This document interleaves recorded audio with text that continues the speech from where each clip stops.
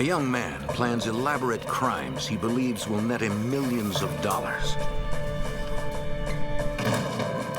As he puts his violent schemes in motion, the lives of innocent people and police officers mean nothing.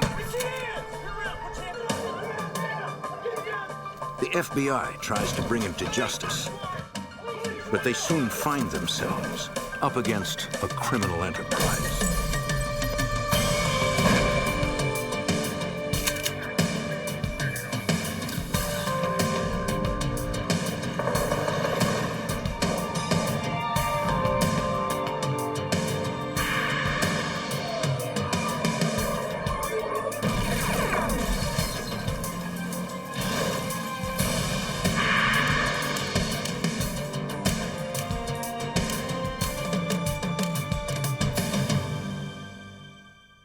Caught in the act, a disguised bank robber hurled explosives at police and disappeared in a hail of bullets.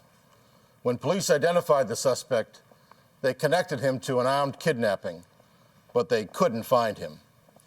I'm Jim Kallstrom, former head of the FBI's New York office. The suspect's behavior was organized but unpredictable. Everyone leaves a trail, and agents hoped they could pick up the right one.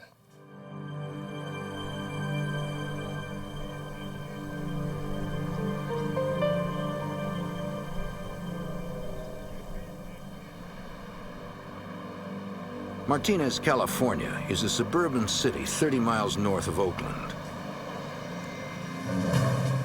As dawn broke on October 15th, 1993, most of Martinez was still asleep. Nobody noticed the dark figure creeping across the rooftop of a downtown bank.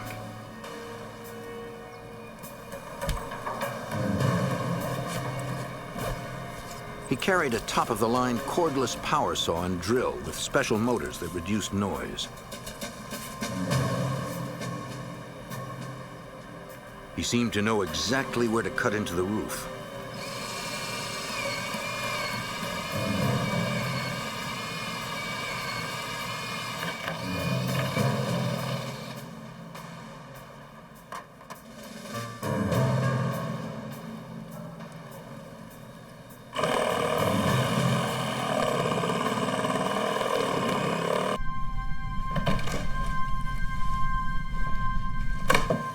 The masked man exploited a flaw in the bank's security system. The alarm was unable to detect movement in the crawl space between the roof and the bank's ceiling, allowing him to move freely.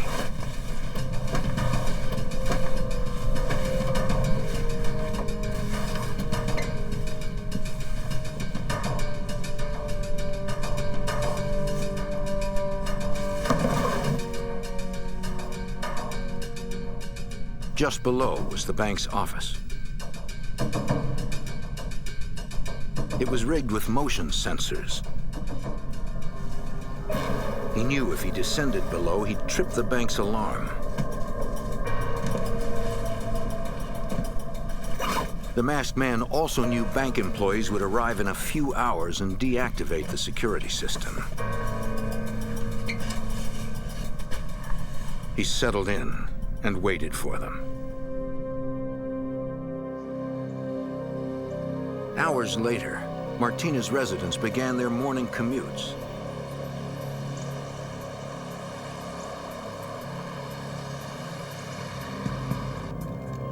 Two miles from the Martinez Bank, in the city of Pleasant Hill, a police operator answered a seemingly unrelated emergency call. Someone saw two Hispanic males entering a supermarket with guns in their waistbands. Copy that, 220 on a move. It was just before 9 a.m.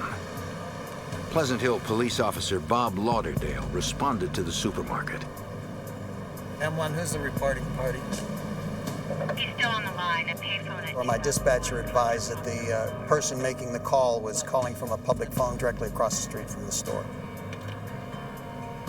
He just hung up. He gave his name as Kyle Farrell. I noticed a black male adult standing in front of the phone booth.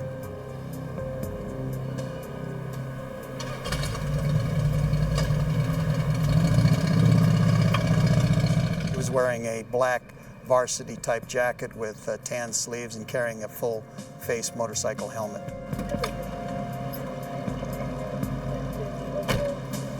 Officer Lauderdale and Sergeant Gary Ezel entered the supermarket to investigate. They would begin an aisle-by-aisle search for the suspects. Back in the city of Martinez, the masked man had waited 3 hours in the crawl space above the bank's ceiling. Bank employees were preparing to open to the public. They deactivated the alarm when they arrived. How's Hi. vacation? It was awesome. Yeah. Very Nice to relaxing. be back at the office. Not really, but The masked man watched a teller punch in her access code to the ATM room, where she would fill the machines with cash. It was his cue for a dramatic entrance.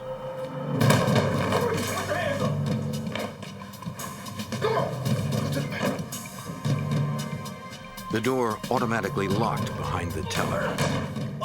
The robber threatened to kill her co-worker if she didn't open the door. Then he opened it himself. The bank's manager was in the break room. She heard the commotion and glass breaking. Look at what he's buying! Go to hell!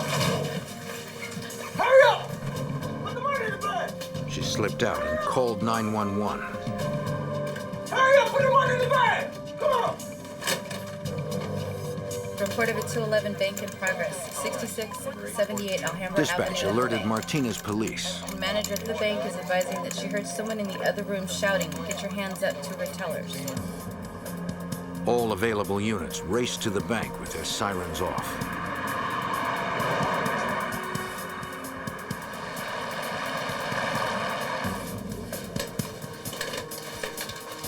Hurry up! Hurry up!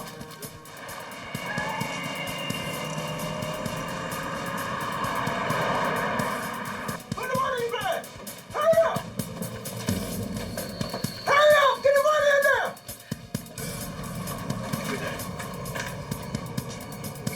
The robber left with a backpack stuffed full of cash. But to keep it, he'd have to evade Martinez police.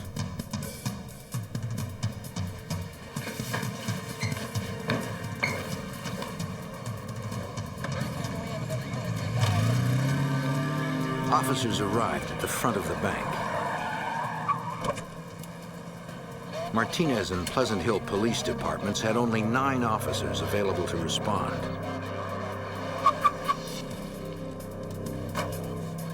And 2 of them were tied up on a suspicious call at a supermarket.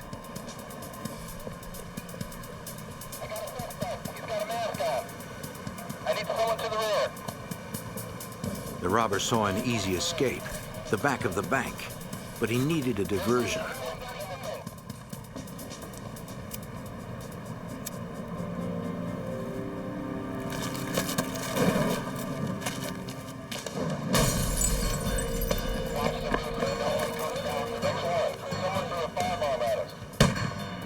Martinez traffic officer Earl Moffat moved to cover the rear of the bank.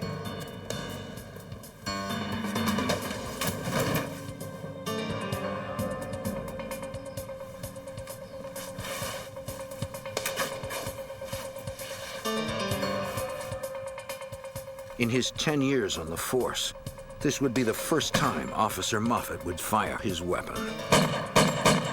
He's firing rounds at me, and he's only about 20 yards away. So what was going through my mind is just chaos. As the gun battle continued, Pleasant Hill police were still investigating the 911 call about 2 men with weapons entering the supermarket. no, I sure haven't. None of the employees saw anything out of the ordinary. Have you seen anything like this? I haven't seen anything like that. Yes, I'm at the rear. Okay. Request mutual aid response from Pleasant Hill ASAP. Okay, Bob, we gotta go. All right. Officer Lauderdale was immediately suspicious. After we were unable to locate anybody matching that description, I thought the bank robbery in Martinez was too big of a coincidence. In Martinez, the bank robbery suspect continued his firefight with Officer Moffat.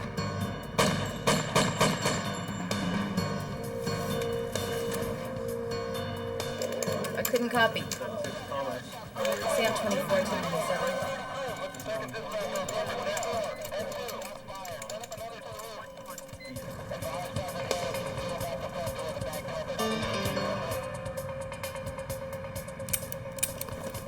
His weapon empty, the officer was forced to reload. The gunman used the moment to his advantage.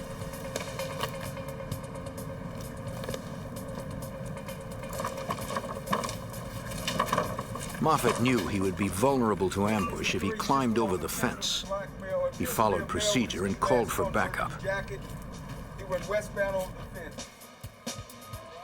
As officers cordoned off the neighborhood, Martinez police were joined in the investigation by the FBI and Supervisory Special Agent Bob Moore. The FBI automatically investigates all bank robberies. Any crime against those institutions is a federal offense. We have concurrent jurisdiction and traditionally have worked bank robberies very closely with local police. When I first arrived, the scene was quite chaotic. We had been notified that a robbery had occurred and that a gunfight had ensued after the robbery. Commander Tom Simonetti supervised the crime scene investigation for Martinez police. At the crime scene, we found shell casings from a Glock 45 pistol, as well as expended rounds that had been fired at our officer. FBI agents know most bank robberies are poorly planned attempts to get drug money. The evidence this robber left behind suggested a more sophisticated criminal. The method of operation was so unique. You just don't see robberies committed every day by people dropping through the roof on a rope. On the rooftop, evidence technicians processed the abandoned power tools. They found no fingerprints.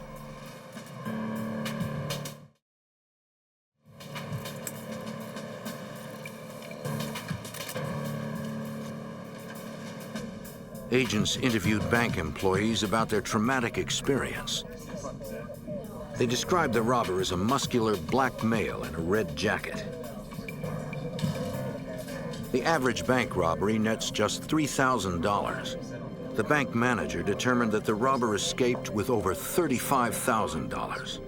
And by getting it from the ATM room, no die packs were placed in with the money. Technicians found no fingerprints, but discovered a shoe print on the desk where the robber landed. While the crime scene was being processed, Martinez police combed the neighborhood behind the bank for the masked suspect. They soon picked up his trail. It was marked by $20 bills that had fallen from his backpack. But the money trail abruptly ended at the closed end of a cul-de-sac, leaving no sign of the suspect. I have followed the money. Pleasant Hill police officer Lauderdale was guarding the crime scene when he recognized someone in the crowd of onlookers. I suddenly noticed that the subject I had seen making the 911 call was now standing in a group of people who were watching the activities at the bank robbery. I thought this was too much of a coincidence, seeing the same subject down at the shopping center and was now at the bank robbery in Martinez. I contacted the subject in order to identify him and find out what he was doing in the area. What are you doing here today? The officer knew the 911 caller at the supermarket gave dispatchers the name of Kyle Farrell. Now the man said his name was Ural Wills. Oh, it's around the corner. I just didn't want to interfere. All right. It was suspicious enough for Officer Lauderdale to request the man to go to the police station for questioning. The subject was surprisingly cooperative and had no problem with going to talk to Martinez detectives. The man furnished Martinez police with a driver's license that seemed to confirm his name was Ural Wills. A check of his record revealed that 3 years earlier, in 1990, He was arrested for an armed robbery of a supermarket in Oakland, but was later acquitted. Despite the prior arrest, police had nothing linking the man to the Martinez bank robbery. They had no choice but to release him.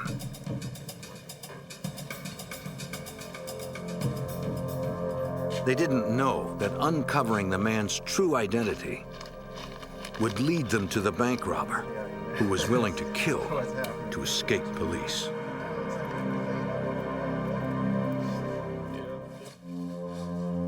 In Martinez, California, a bank robber threatened employees' lives until he got what he came for. $35,000 in cash intended for the bank's ATM machines. Police searched for the suspect by following a trail of $20 bills near the crime scene until it ended in a residential cul-de-sac.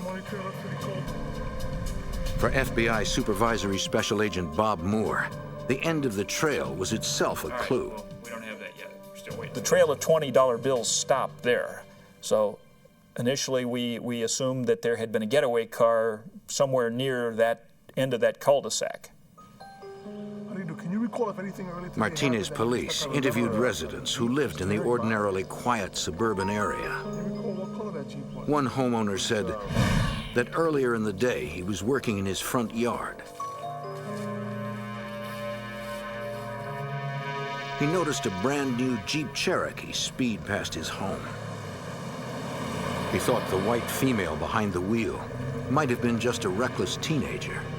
The witness said the vehicle had no license plates, only a placard from a nearby Jeep dealership. Several other witnesses in the neighborhood also saw the vehicle, but none of them could agree on the Jeep's color. Okay, well, great. Well, thank you. I may call on you again. Supervisory Special Agent Bob Moore pursued the vehicle lead. Yes, Bob Moore with the FBI. How you doing? He called the dealership advertised on the SUV and learned they sold over 60 new Jeep Cherokees in the past 3 months. We began identifying the people who had purchased those cars with negative results. Each Jeep Cherokee had to be investigated. Martinez Police Commander Tom Simonetti knew it would be painstaking work. We also talked to several of the registered owners of new Jeeps, and they had either no criminal record or they had been out of town and were able to prove that they weren't involved in the robbery. We found that one had been stolen from a nearby BART station. The vehicle was recovered in the city of Concord, and after investigating it and processing it, it was determined that it was not involved in the crime. The last 2 Jeeps that we looked at were both sold to a rental car company in the city of Antioch. This is what we have here. Anything else? Agents went to the rental company to investigate the last 2 vehicles.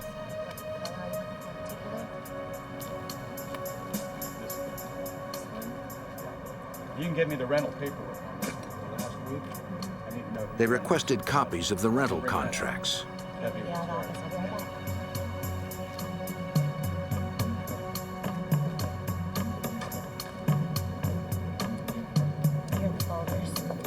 They learned one of the Jeeps was rented the day before the robbery and returned the following evening. The name on the contract was one Ural Wills, the name used by the motorcyclist in the Martinez Bank parking lot, who was also the same man police observed making a 911 call near a Pleasant Hill supermarket. Martinez police needed to clear up the question of how Ural Wills could have simultaneously fled from the area in a Jeep and been spotted in the bank's parking lot as an onlooker.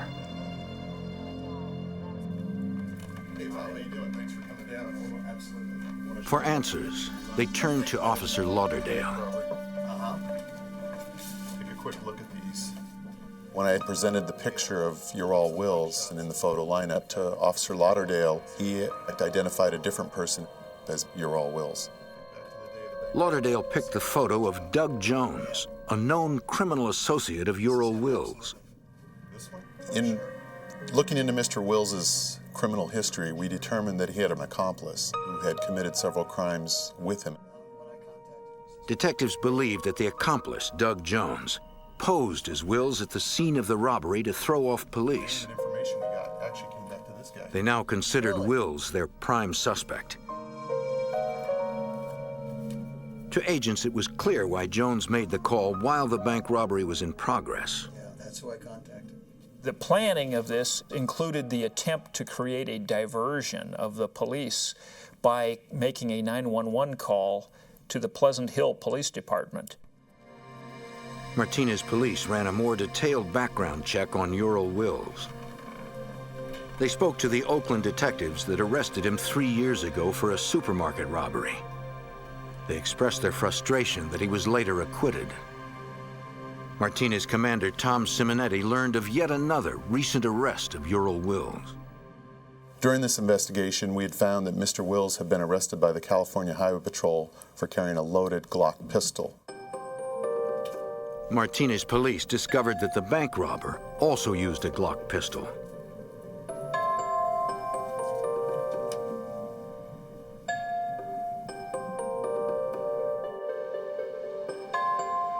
Ballistics tests on the recovered bullets revealed that they were from a Glock 9mm.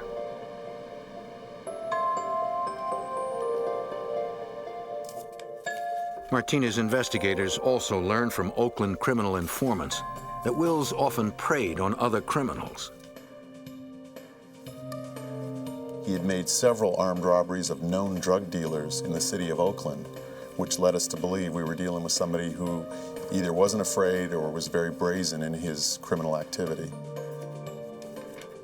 The same criminal informants gave police insight to Ural Wills' methods of operation.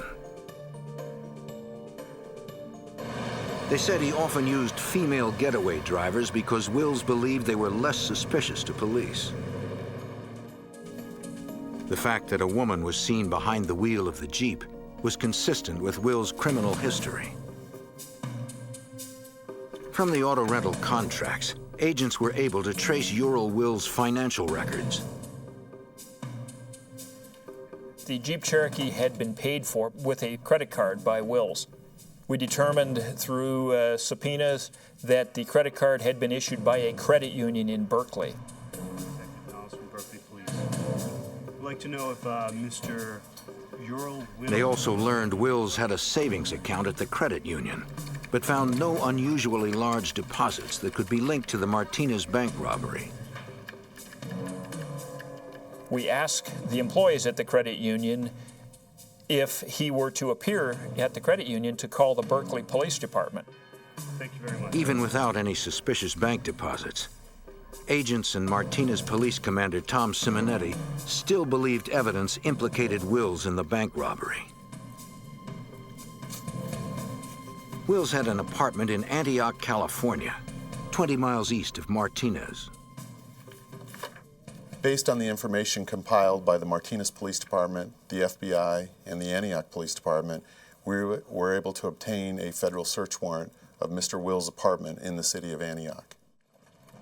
30 days after the bank robbery, FBI agents and a police SWAT team prepared to execute the search warrant on Wills' apartment. They knew he had already fired 10 rounds at a Martinez police officer. The SWAT team suspected Wills would shoot again. FBI agents and a Martinez police SWAT team were serving a search warrant on an apartment belonging to bank robbery suspect Ural Wills.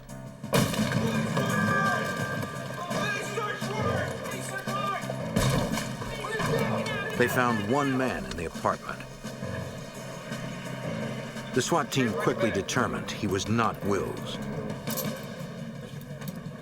They identified him as Doug Jones, who was a known criminal accomplice of Ural Wills, as well as Wills' roommate. Jones was the man seen making the 911 call near a supermarket before the Martinez bank robbery, and the man spotted in the bank parking lot after the robbery.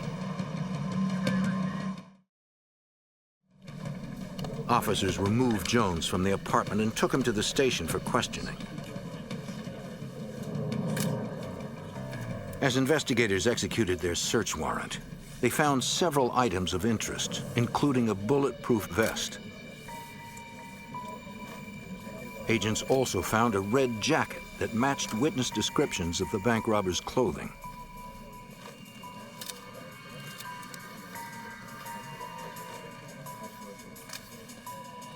In the bedroom, they identified a pair of sneakers as the type worn by the robber. They found an even more telling clue inside one of the shoes. $3,000, all in $20 bills. The stolen money from the Martinez Bank was also entirely in $20 bills. The shoes were sent to the lab where the soles could be compared to a shoe print recovered from the Martinez Bank robbery. Detectives also uncovered hospital bills that suggested Wills was injured on the day of the bank robbery. Martinez Police Commander Tom Simonetti followed up. Upon contacting the doctor at the hospital, he told us that Mr. Wills had told him that he slipped on a wet floor at a grocery store and broke his foot.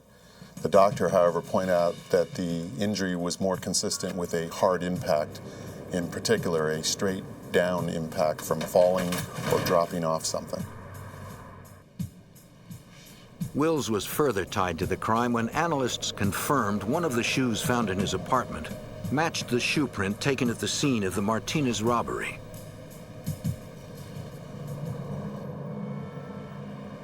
At the police station, Where's Mr. Wills? agents questioned Wills' roommate and criminal associate, Doug Jones.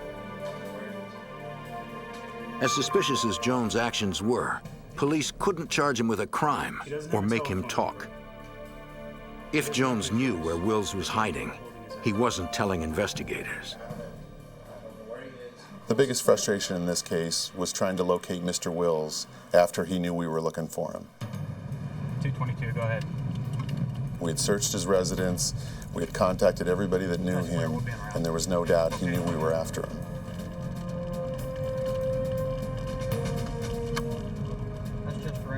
Agents knew Wills was a career criminal and were certain he would strike again. They spent nearly a month searching Bay Area neighborhoods Wills was known to frequent. They found no sign of the violent fugitive. While investigators hunted for Wills, he was planning a crime even more ambitious than his Martinez Bank robbery. He gathered a group of accomplices and filled them in on his plan.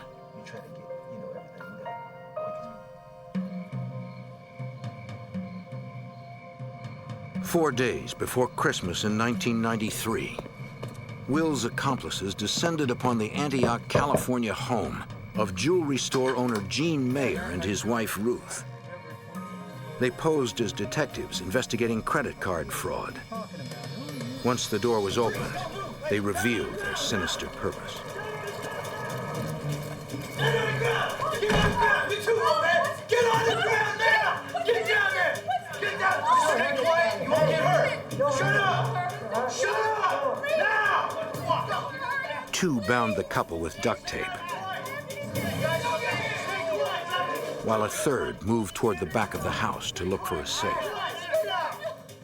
If you guys stay quiet, don't move, you won't get hurt. You got the safe? Good. Let's go. Get up, get up, get up, get up there. The men told Gene Mayer they were kidnapping his wife.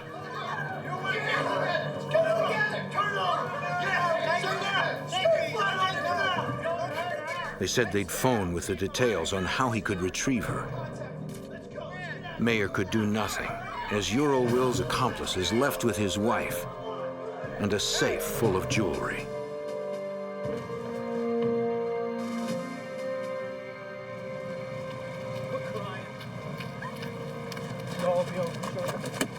They used Mrs. Mayer's Suburban as their getaway vehicle. Get in there. Let's go.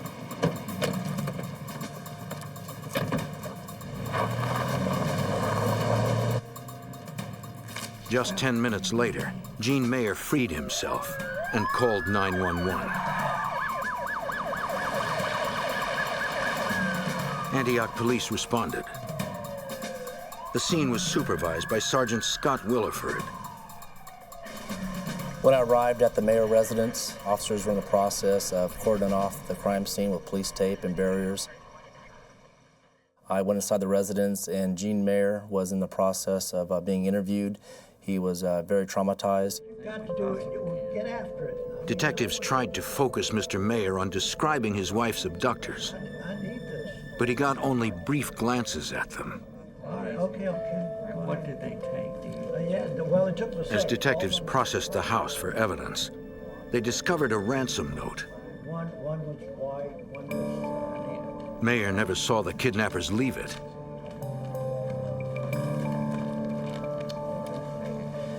The note warned him not to contact the authorities.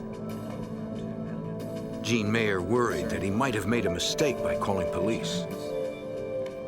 He feared the kidnappers would retaliate by killing his wife.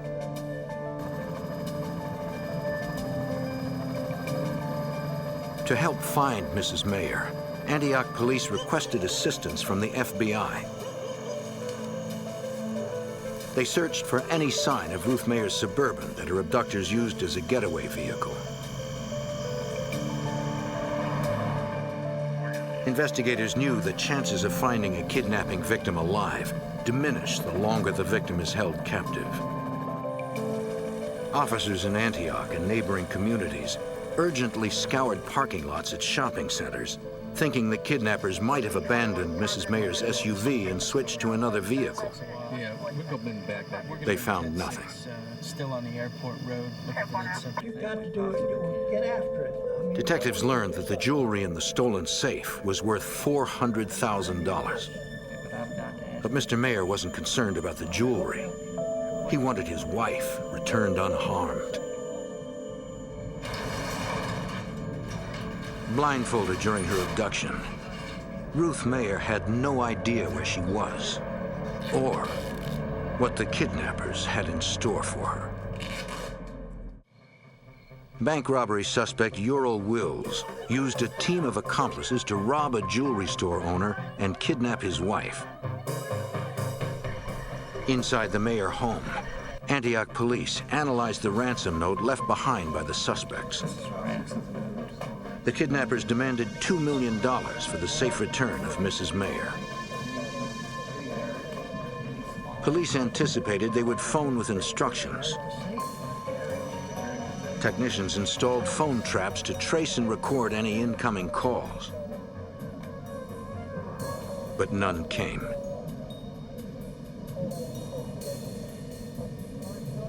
For more leads, Antioch Police Sergeant Scott Williford gathered details about the jewelry stolen from the house. I want you guys to do your job. If any of it turned up, it might put them on the trail of the kidnappers.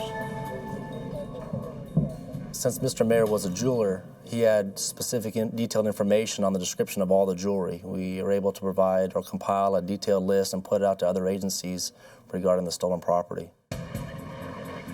The FBI brought additional resources and helped coordinate the search for any sign of Mrs. Mayer or the Suburban her abductors stole from her driveway.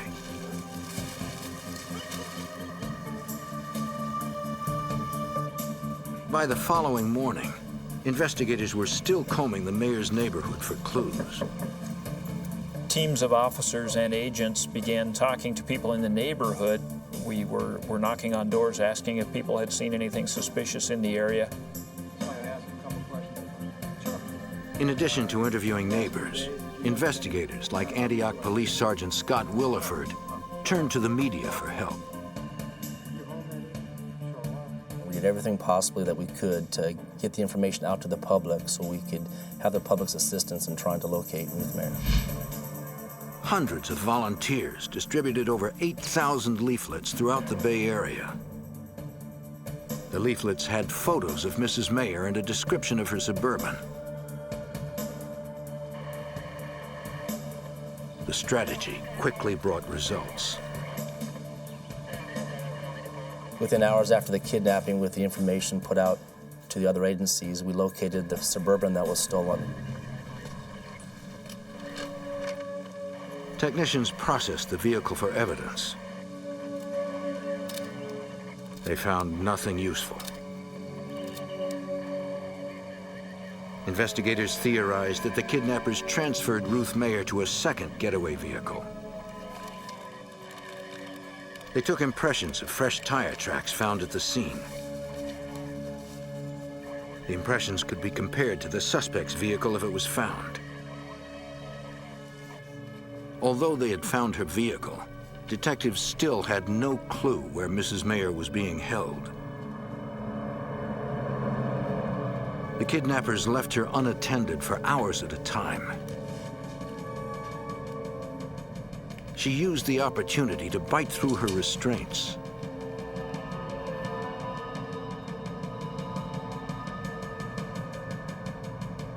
Mayer knew an escape attempt was too risky. Instead, she memorized the details of the garage in case she was ever asked to identify it.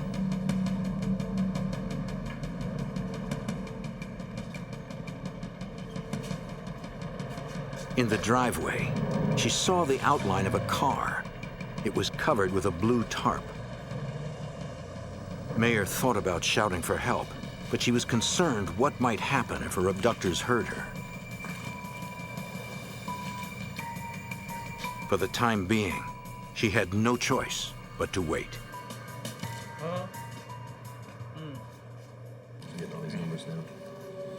Mr. Mayer quickly raised the money he hoped would bring his wife home. Wearing latex gloves, agents recorded the bill's serial numbers. They were prepared to make the drop as soon as they received instructions from the kidnappers.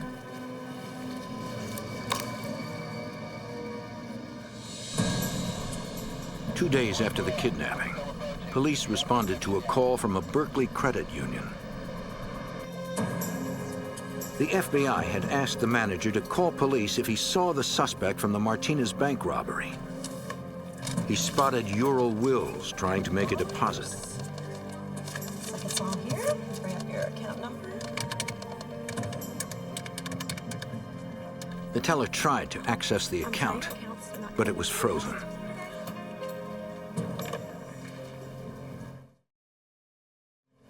Sometimes that works. Okay.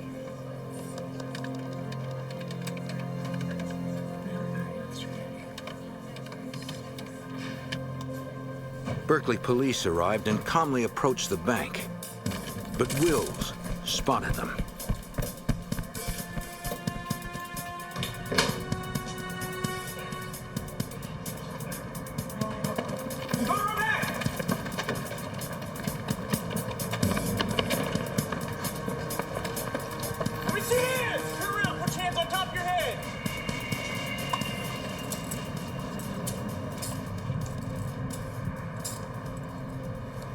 As they frisked Wills, Berkeley police retrieved a loaded clip for a 9mm Glock pistol. They also found Wills had something else to hide. Located in his pocket was a key to a car. The police officers asked him where his car was parked. He denied owning a car. The officers then walked down the street checking vehicles until they located his vehicle. The keys in Wills' pocket fit a Ford Explorer. FBI Supervisory Special Agent Bob Moore searched the impounded vehicle for evidence that would link Wills to the Martinez bank robbery. Instead, he uncovered the first break in the Ruth Mayer kidnapping case. The key items of evidence found in the Ford Explorer the day of Wills' arrest were a cell phone, a weapon, a pager that belonged to Ural Wills, and a bag containing jewelry. Agents had previously thought the Ruth Mayer kidnapping and Martinez bank robbery cases were unrelated. All that changed when they discovered some of the jewelry was personalized. RM were the initials of Ruth Mayer. Agents showed the jewelry to Ruth Mayer's husband, who confirmed it was stolen from their home. Investigators now considered Wills a suspect both in the Ruth Mayer kidnapping and the Martinez bank robbery. To further tie Wills to the Martinez bank robbery, FBI technicians performed ballistics tests on the Glock handgun recovered from Wills' vehicle.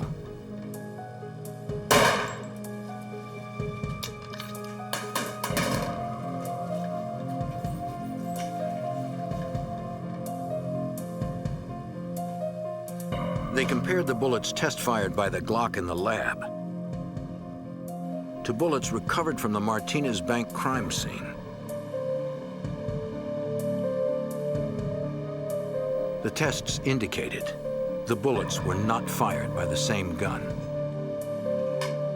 Investigators believed Wills probably disposed of the pistol used during the bank robbery and replaced it with another gun of the same make and model. All right, we found the jewels in your car. I want to know where you were and what you were doing. Wills was no longer just a bank robbery suspect. He was also a suspect in the Ruth Mayer kidnapping. We can already connect you to Mrs. Mayer. What these jewels are doing in... Desperate to save Mrs. Mayer's life, Antioch police asked Wills to tell them where she was being held. But Wills refused to cooperate.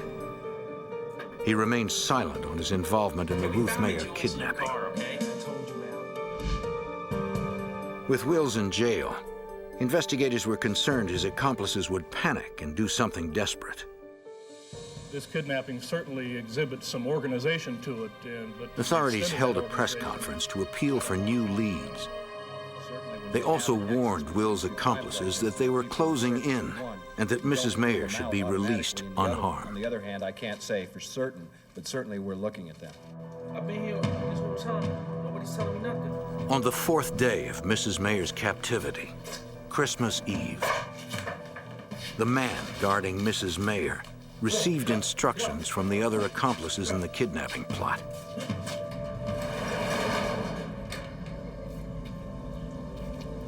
His orders were to get rid of Mrs. Mayer any way he could. The man ordered her to stay down and out of sight while he drove.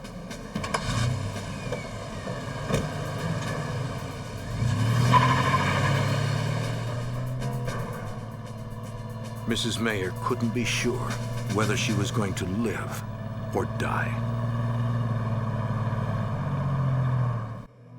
That's it? Kidnapping victim Ruth Mayer had endured 4 days of captivity. The ringleader of the abduction, Ural Wills, was in police custody on bank robbery charges. That left Wills' accomplices leaderless, and they were worried that the law was closing in. The accomplices ordered the man guarding Ruth Mayer to get rid of her any way he could.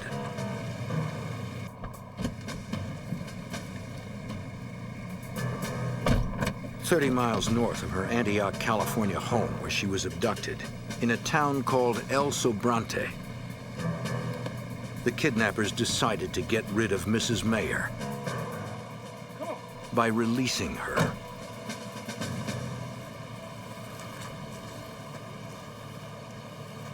Now don't take off your blindfold. Antioch Police Sergeant Scott Williford believed police efforts to reach the kidnappers through the media paid off.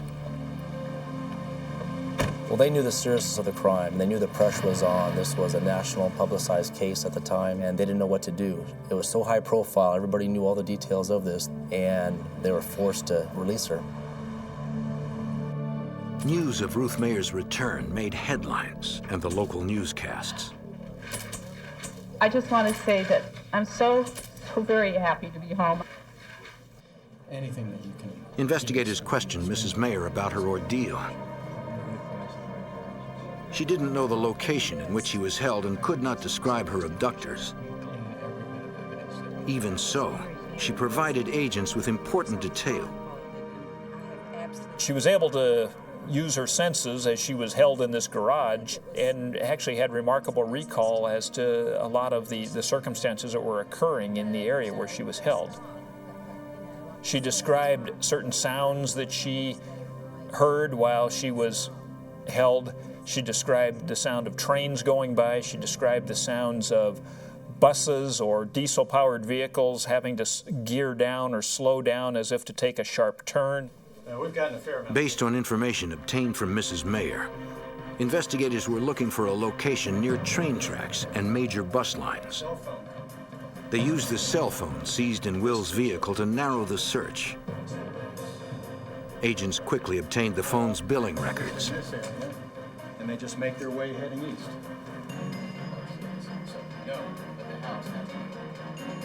They concentrated on calls Wills made around the time of Mrs. Mayer's kidnapping.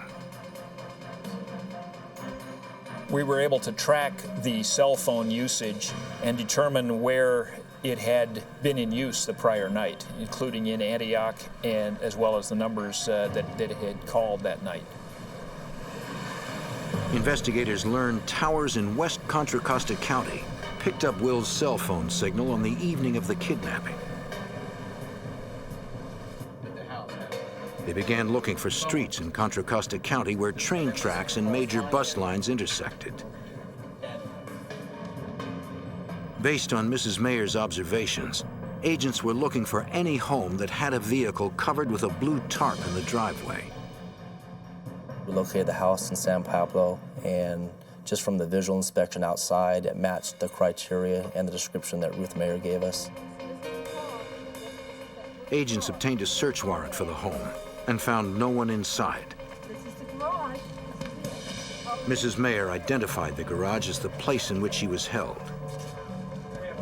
Agents wanted to question the home's owner, but they were unable to locate him.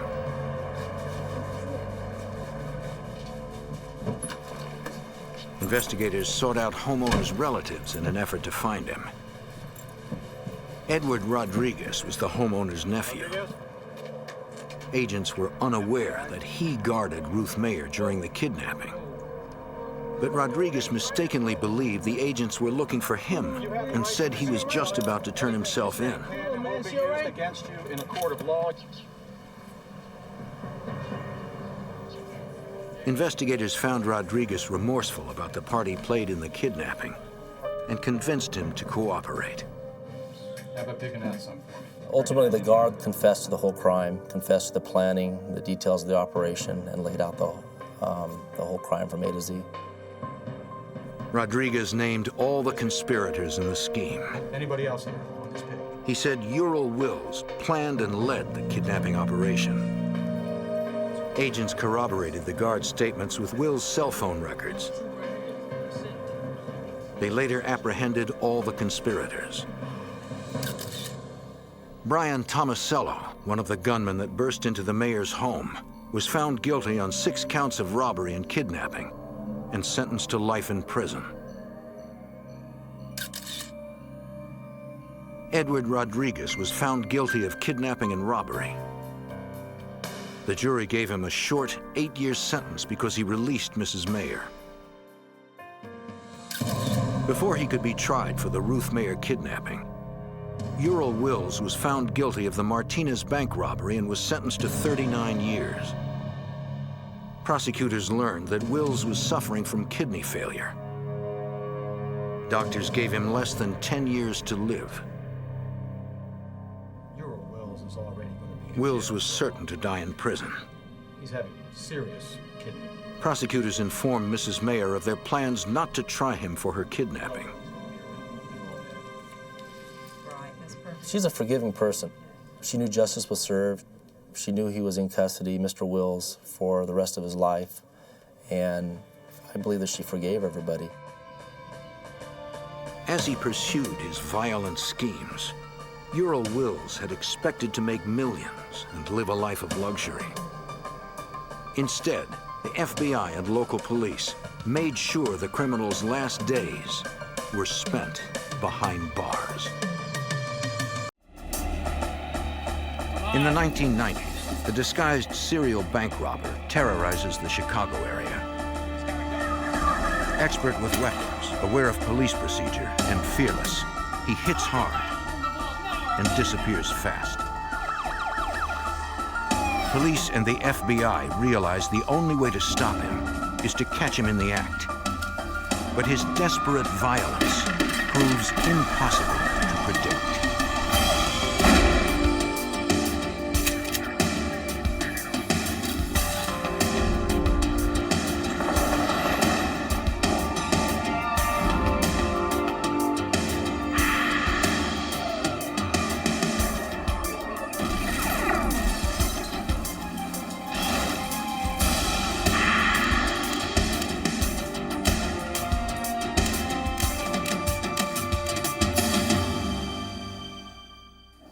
The average bank robbery yields roughly $3,000.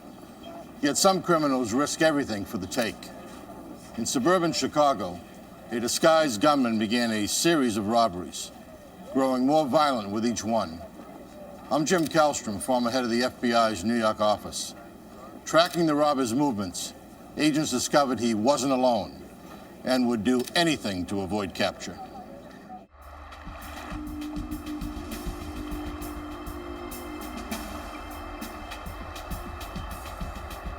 March 5th, 1990. Chicago, Illinois. $1,000? At a bank on the city's south side, employees began what they thought was a normal workday.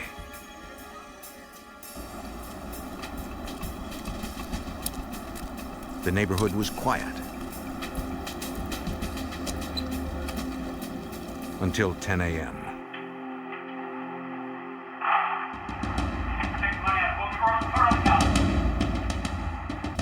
Don't you touch that alarm. The disguised gunman threatened to kill anyone who didn't follow his orders.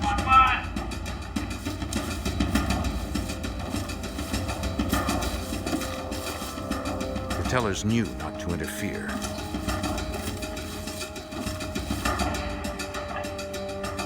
It was over in seconds. When they were safe, they called police. Yes, we just... The Chicago police patrol officers closest to the bank responded first. Walked up, got in my face. The witnesses reported that the robber was a white male, about 6 feet tall.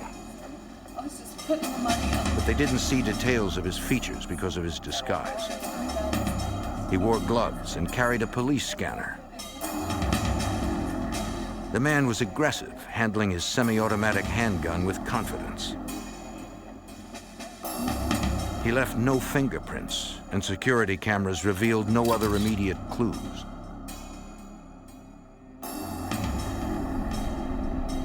Police canvassed the area, hoping to find other witnesses. A woman who lived near the bank reported that she thought she had seen the robber. She said that at about the time of the robbery, she saw a man who seemed to be wearing a fake beard get into a small 4-door sedan. She did not get the plates, but she did give officers a description of the car.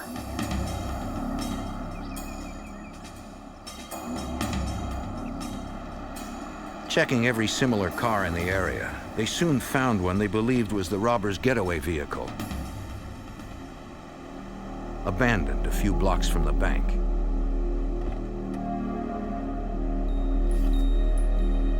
The officer approached with caution, in case someone was still inside.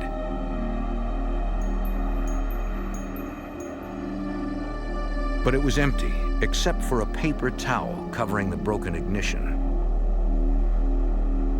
A records check revealed the car had been stolen from a mall parking lot 4 days earlier. Later processing produced no leads to the robber. Bank robbery is a federal offense, so police contacted the Chicago FBI. Hi, this is Keith. Supervisory Senior Resident Agent Bill Keefe had handled dozens of bank robbery calls. At that time, we were extremely busy with bank robberies. We had 2 on one day. We were running sometimes as many as 3 robberies a week. Most were committed by amateurs who went in without a plan and were caught quickly. And as I said, Shoemaker's already over here. But when the bank robbery squad reviewed the reports on the South Side robbery, they noted how clean the assault was, obviously well planned.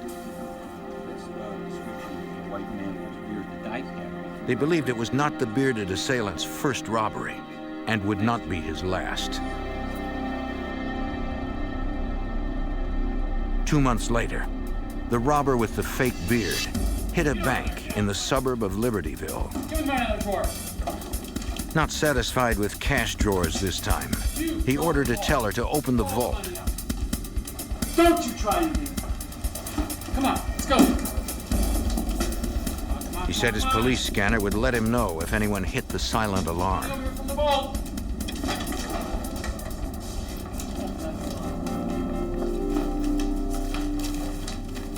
Put it in there.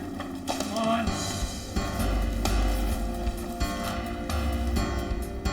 The robber escaped with thousands of dollars in cash.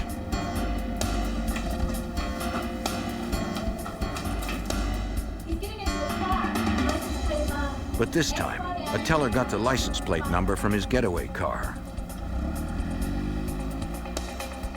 While Libertyville police looked for the car, Chicago FBI agents interviewed the tellers.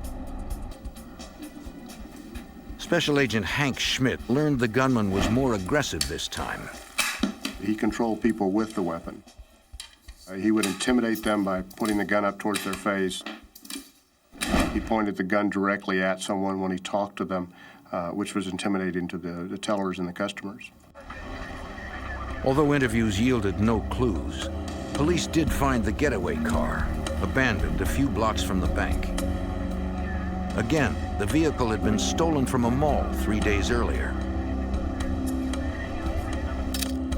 And as before, the thief used a towel to hide the broken ignition. FBI Special Agent Dave Childry was part of the robbery squad.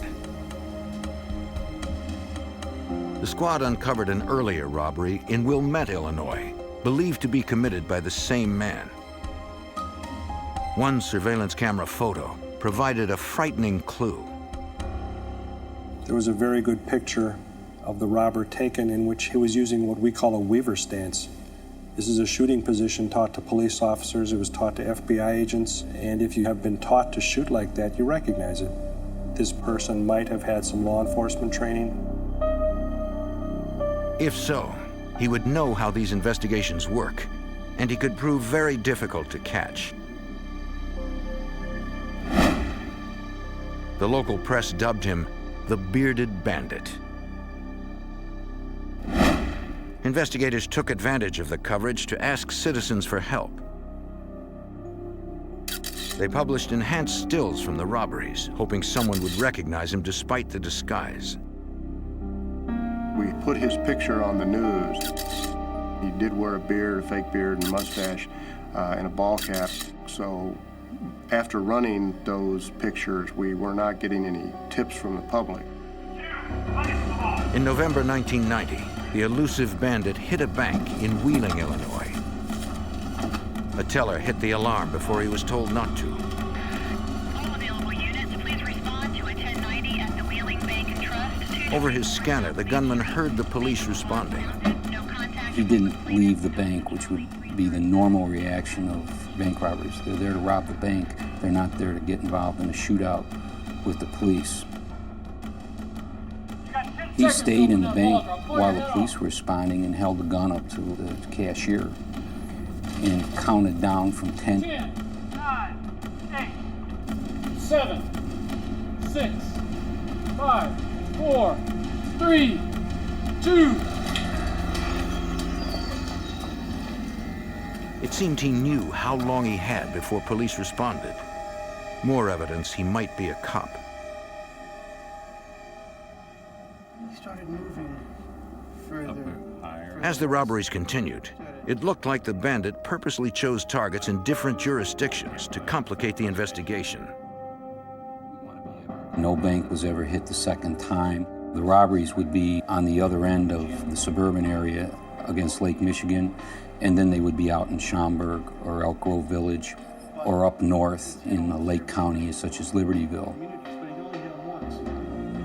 As he struck in new suburbs, the FBI had to coordinate with a growing number of police departments. Palatine, Illinois Police Chief John Kozel, a detective sergeant at the time, learned of the case and that the bandits' getaway cars belonged to shopping mall employees, stolen at the beginning of their shifts. He would steal one of the employee cars knowing that it would not be reported stolen for approximately 8 hours. So he knew he had 8 hours to get the vehicle to where he needed to put it before anyone would even discover it missing and it would become hot on the system. When dumping the cars, the robber did his best to interfere with the ongoing investigation, wiping them clean of fingerprints and leaving no trace of himself behind.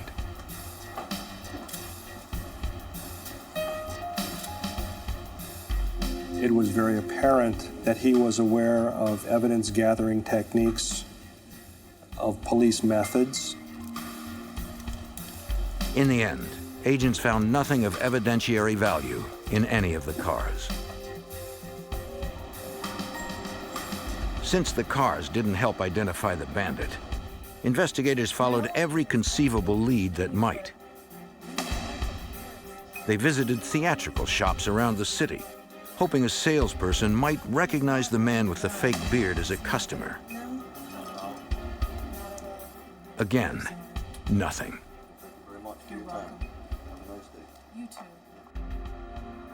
The bearded bandit committed 7 armed bank robberies in the Chicago area between January 1990 and February 1991.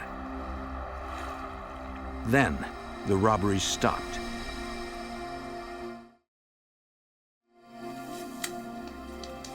We went over what we had done to that point in time, looked for things we might have missed. Maybe he'd been incarcerated somewhere. Maybe he'd moved out of state.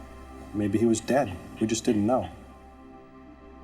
The bandit's trail stayed cold for 9 months. On November 4th, 1991, Palatine police officer Kevin Maher was working the day shift.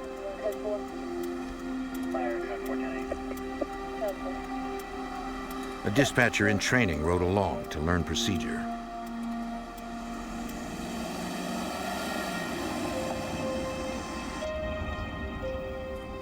I was heading southbound on Quinton Road when I saw a vehicle heading northbound, and I looked in my side view mirror and I thought what I saw was an expired tag. So I made a U-turn and I was telling my ride-along that we were gonna go up and see if this vehicle had expired plates, and if it did, I would conduct a traffic stop and show him how we conduct a traffic stop and how we punch all the numbers into the computer. It was supposed to be a routine stop. The person driving the vehicle swerved over to the side of the road and jammed on the brakes. He's got a gun. Maher's first instinct was to protect his passenger.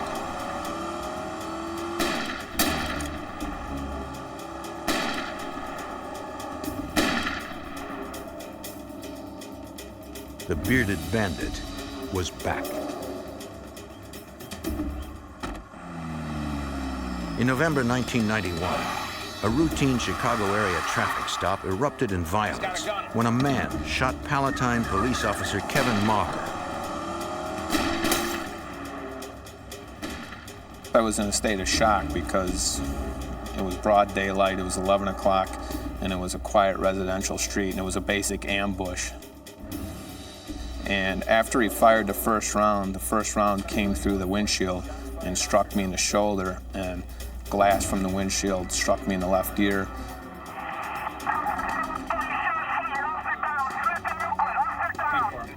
Needed for your location?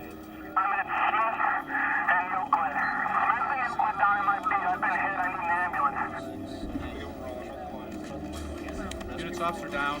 The officer down call went out on the Illinois State Police Emergency Radio Network. 8144, Schaumburg's en route with their K-9. From more than a dozen surrounding suburbs, police and emergency personnel rushed to the scene. Maher realized one of the shots that pierced his windshield was aimed dead center and might have hit him in the head had he not moved to protect his passenger and reversed the car. Arlington PD is inquiring if you want any aircraft out there, helicopter or plane. 1-4 Central. While paramedics treated Maher, officers questioned him. As a police officer, he was a perfect witness. Trained in recalling details, he gave them a description of the gunman the car's license plates, the type of gun, and the direction in which the attacker escaped. We got a male white, 6 foot, 200 pounds, beard, hat, last seen going south from the scene. So let's spread out, start looking for the car. Which way do you want to go, Matt? I'll go that way. Police fanned out to find the shooter. More than 100 officers joined the search.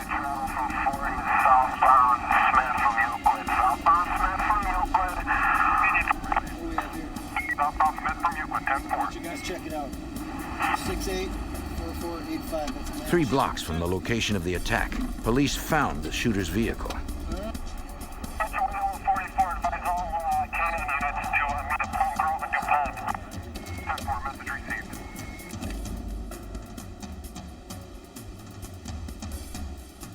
It had been reported stolen from a mall parking lot 5 days earlier. Palatine Police Chief John Kozel realized the grave danger. When someone is willing to shoot at a police officer on a routine traffic stop, we all realize that he's willing to shoot at anyone. His determination to escape is much greater than his concern for the safety of anyone. That would be a law enforcement officer, a citizen on the street.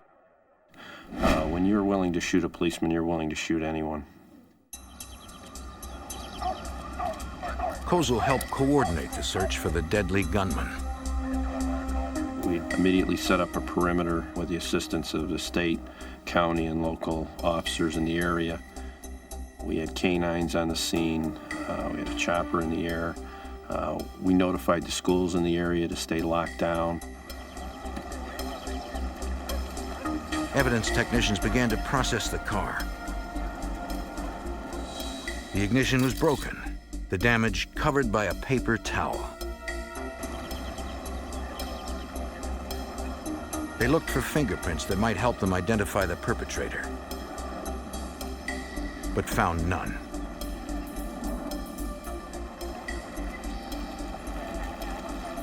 Canine handlers brought in their dogs, which are trained to remember a scent from a specified place, then follow only that scent, ignoring others.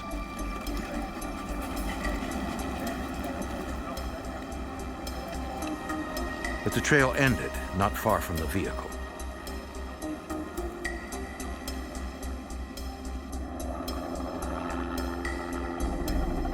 Despite the massive effort, the suspect somehow slipped away. Over Eastburn, we're releasing all units other than Cook County, Rolling Meadows, Arlington Heights units, and state units that are securing the perimeter. 10-4. In addition to taking it personal when one of our officers is shot, we all know that a citizen is much more likely to be injured or killed, and we work that much harder to bring him to justice. For more resources, they called in the FBI and Supervisory Special Agent Bill Keefe. I was asked to come over to the Palatine Police Department by the Chief of Police. There had been a composite sketch drawn, and everybody was reviewing the circumstances of the shooting. For nearly 2 years, Keefe and his squad had been working the Bearded Bandit case. I had asked if we could look at the car that was found, and when I looked at the ignition, this was our bank robber. After being treated, Officer Maher came to the station to look at surveillance photos of the Bearded Bandit. He said the bank robber did look like the man who shot him. We surmised that he was on his way to do a bank robbery. He knew once the officer ran the plate, the car would come back stolen. He also knew that with the guns he had in his vehicle, it's not something he could conceal if the officer walked up to the vehicle. The Bearded Bandit had made a huge leap in violence. This guy wasn't going to go away. We were going to have to come up with a very innovative way to either identify him and charge him, or that we were going to have to catch him in the act. Chief Kozel brought the many investigators together. After the initial search, we set up a multi-jurisdictional task force here at our police department. We had the FBI, the state police, Cook County Sheriff's Police, and all the local agencies from our area and those involved in the bearded bank robber series. Since their suspect seemed to know police procedure, they adjusted it. We learned we had a violent bank robber that was using a scanner. We were no longer giving out the location of the bank over the air. We were giving out a code number for each particular bank. Robbery in progress. Go ahead and give us code. The task force hoped patrol officers in the area could use the codes to respond to robbery calls without the bandit realizing it. Especially you undercover agents. Confident that the bearded bandit would resume his crime spree eventually, police began doing spot checks of banks throughout the region. On November 18th, 2 weeks after the shooting, Elk Grove Village, Illinois police officers saw nothing suspicious at one bank on their list.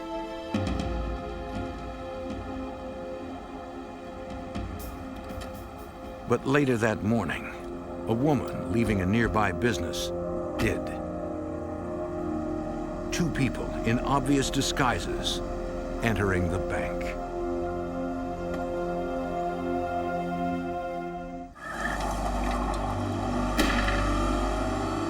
After a police shooting in the Chicago area that was linked to the bearded bandit, the gunman reappeared in Elk Grove Village, Illinois, this time with an accomplice. 911, can I help you? While a witness outside the bank called police, There's something very strange going on here. Okay, thank you. the robbers struck. The bandit demanded money from the vault, his accomplice standing guard. 911 dispatch, aware of the bearded bandit, used a prearranged code to alert officers. 2130, 2132, a code green, location 52. Without revealing information over the police scanner. They also alerted the FBI. Special Agent Hank Schmidt realized the new danger. The big concern is that the robber, in some cases, discharges the weapon when he's using it to gesture at the employees. So the potential for violence is always there. The numbers obviously increase if we have two people that are armed. In the bank, the manager explained they could not get into the time delay vault. Okay, ma'am, can you hold The on dispatcher instructed the witness outside to leave in case there was gunplay. Move it! With the money from the cash drawers, the robbers fled. Unaware the police had been called, the teller hit the alarm.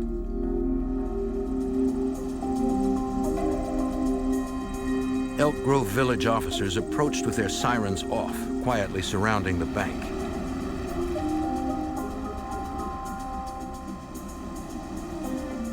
If the robbers were still inside and heard police, they might take hostages. Officers were in even more danger, according to Palatine Chief John Kozel.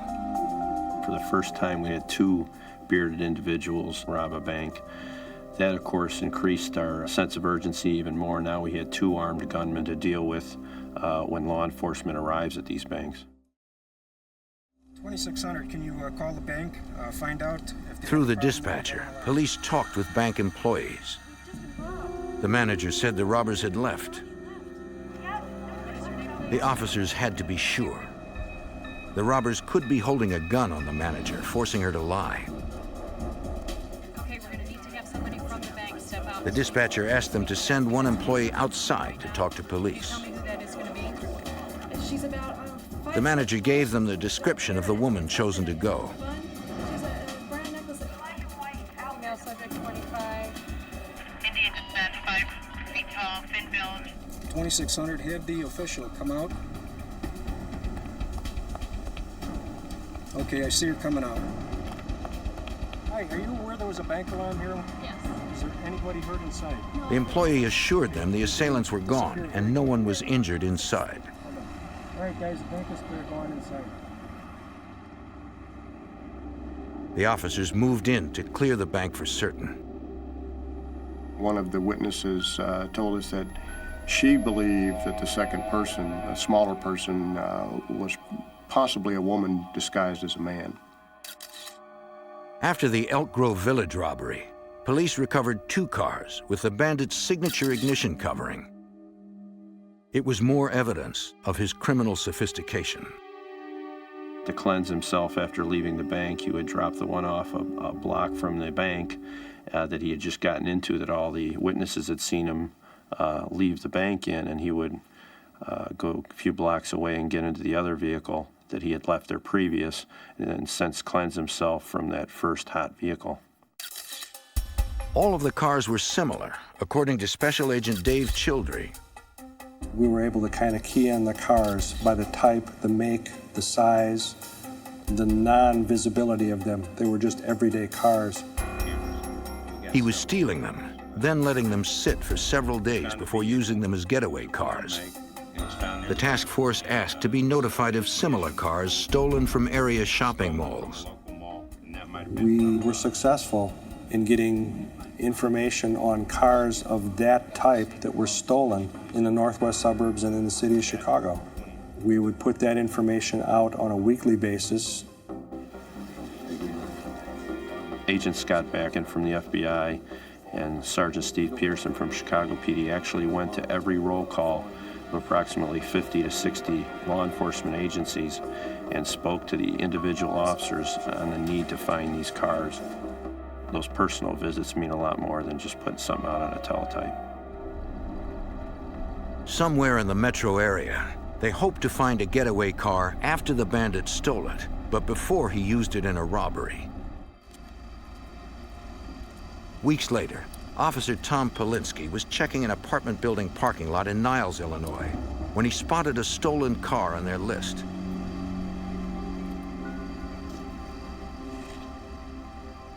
It did look like the bearded bandit's work. The agreement was if they found one of those, and it did turn out to be stolen when they ran the license plate, that they would back off and notify us. That happened. We set up a surveillance on that vehicle. FBI agents and Niles police officers and detectives watched from an empty apartment overlooking the stolen car, 24 hours a day. On December 13th, we found out that the Rolling Meadows police had located another stolen car that was in all probability one of the bearded bandit's cars. Chief Kozel was sure they were right. These 2 particular vehicles were both stolen out of large mall areas. Both were owned by employees of those malls. The MO was perfect. They set up surveillance on the second car, in Rolling Meadows, too. Rolling Meadows PD stepped up. They shared time, detectives, intelligence, sat with our agents out there 24 hours a day.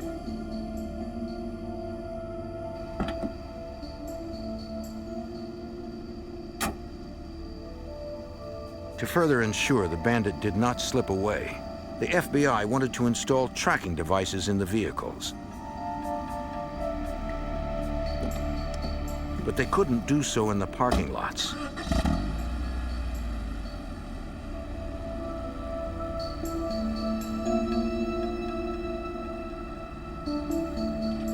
Late one night, agents removed the 2 cars.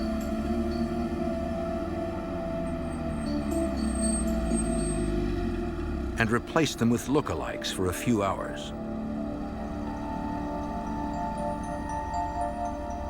It was a risky move. The thief could return at any time and spot the agents, or the decoy cars.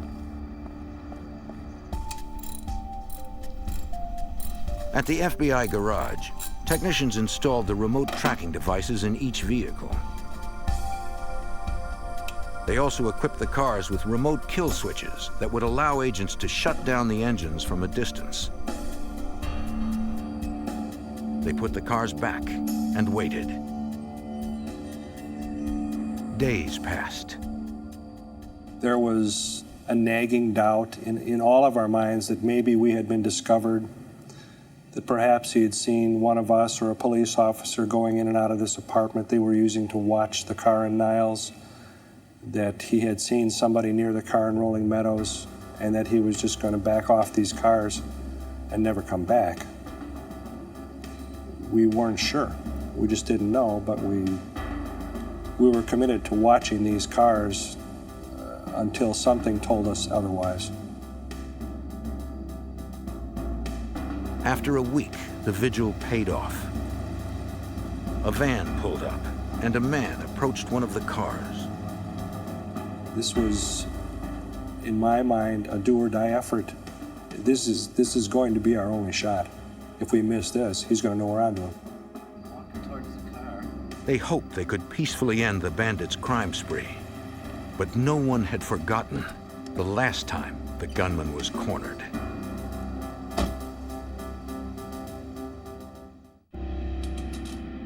In 1991, Chicago area investigators watched two stolen cars they believed were going to be used in the bearded bandits' next holdup. A man entered one of the cars. Special Agent Hank Schmidt believed it was their suspect. He matched the general physical description of the person we were looking for as the bearded robber. We have our man, we have our man. The man had been dropped off at the vehicle by someone driving a van. Mini wagon and a white van. Heading southbound down the alley.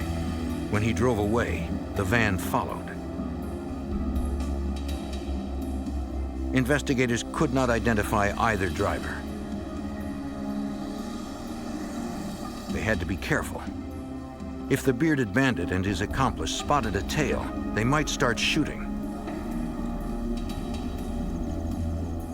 But FBI technicians had installed a tracking device in the car, allowing agents to follow at a distance.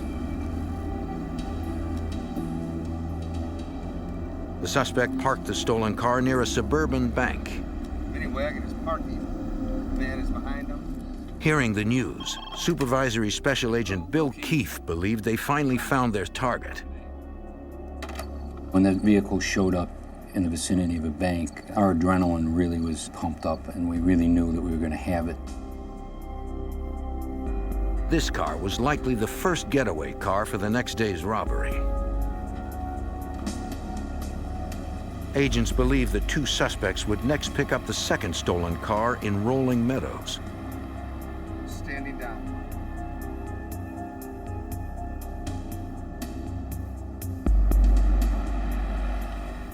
They were right.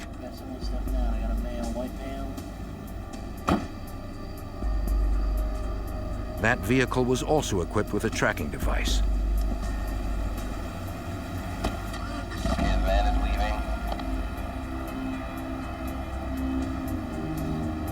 Red car is pulling out behind it. 10-4. Surveillance agents followed that car, believed to be a secondary getaway car, to a hardware store about 20 miles from the bank where the pair left it.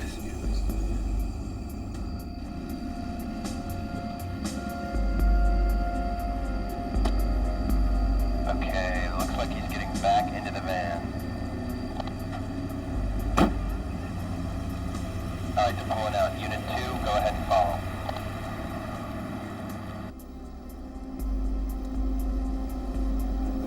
With both suspects in the van, agents no longer had the benefit of a tracking device and had to stay close. They followed the van into Hanover Park, Illinois, and watched as it pulled up to a townhouse.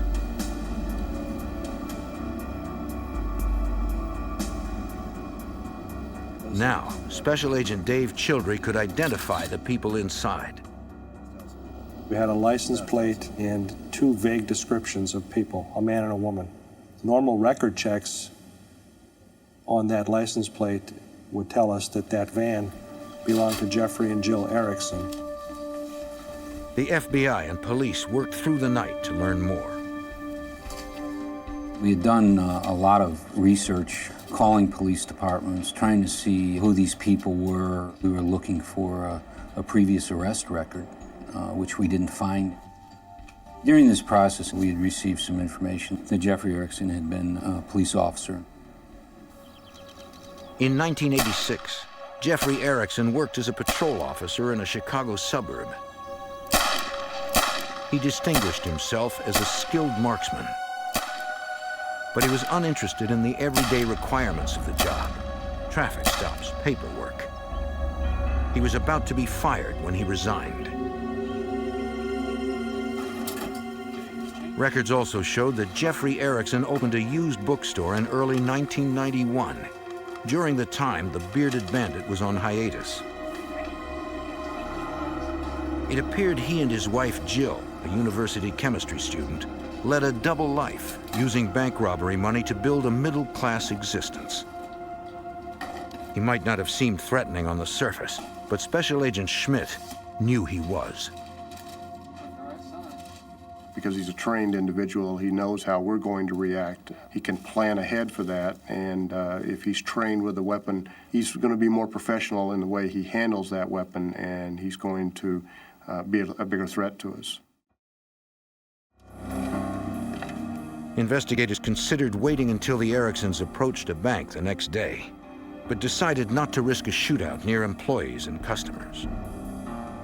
We had enough that we did not have to get him in the vicinity of a bank. The safest approach would be when he came to the car, the stolen car, we would arrest him. While surveillance units watched the suspect's home, a SWAT team set up near the car in the hardware store parking lot. Police Chief John Kozel. The SWAT team set up on the vehicles were very well aware of his background and knew that he may shoot first, and they were taking that into account. By the morning, they were ready for the Ericksons to make their move.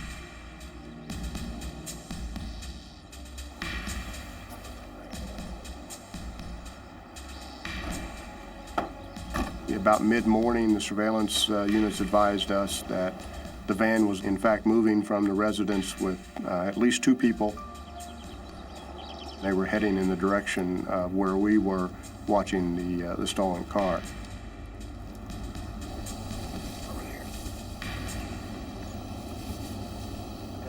The surveillance team advised us that Mr. Erickson had got out of the vehicle in an adjoining parking lot. He's walking away. Yeah, the driver's in the van still. He's walking west. The FBI had installed a kill switch in the stolen car, which they could use to turn off the engine from a distance. We watched him come around the corner from that other parking lot, go to the vehicle, and enter the vehicle and start that vehicle.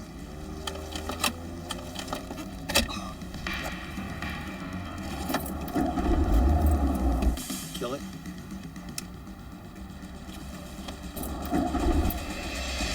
Erickson was distracted by the car trouble.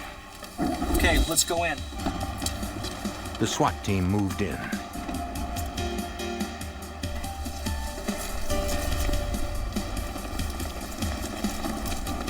Back out of the car! Out of the car! Put your hands where I can see. Get back out of that bag! Out of the car, put your hands where I can see I know them. that the pressure of to shoot or not shoot is a split-second decision. Get your hands up. Back in there. Get out of the car. And most law enforcement officers don't want to have to shoot an individual if they don't have to. No one wants to take a life that way. We felt like we controlled him. Out of the car! Slowly. After twice reaching for his bag, Erickson finally followed orders. On the ground. If he'd come out of the bag with a gun, it would have been an entirely different situation.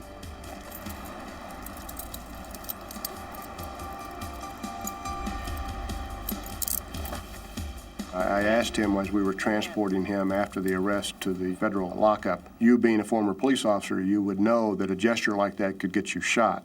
And he looked at me and he said, well, I figured you'd shoot me in the head and it would be over with quickly.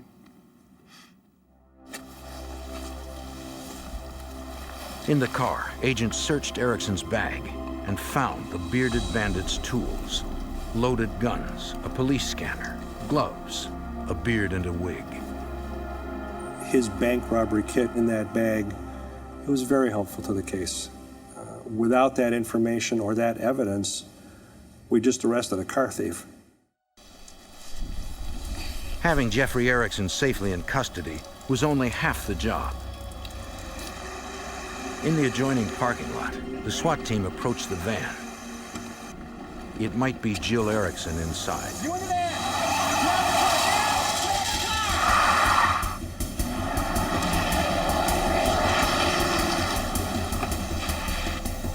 Agents scrambled to follow.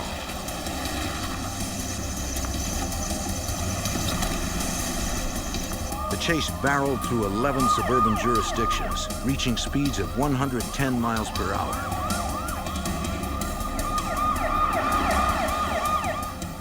A roadblock didn't work.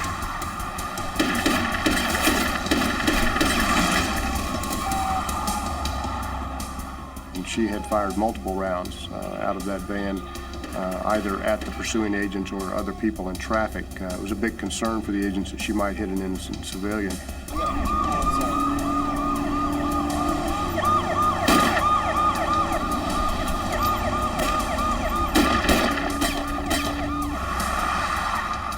Agents shot out the rear tires of the van.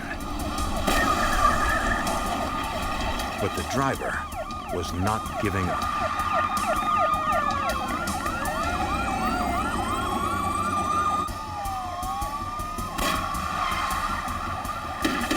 In 1991, a suspected bank robber led police and FBI agents on a dangerous chase through the Chicago suburbs. The fleeing van turned into an area that investigators knew had no outlet.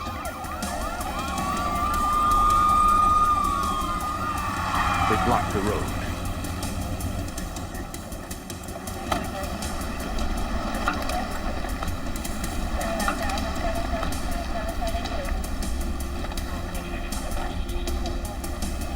As the van charged them, they had to fire.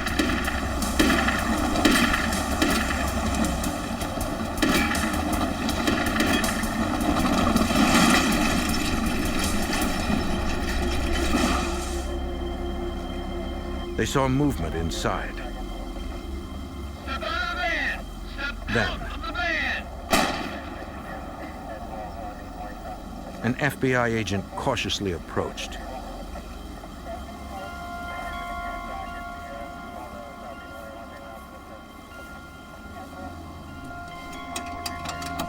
The driver was wounded, a single self-inflicted gunshot.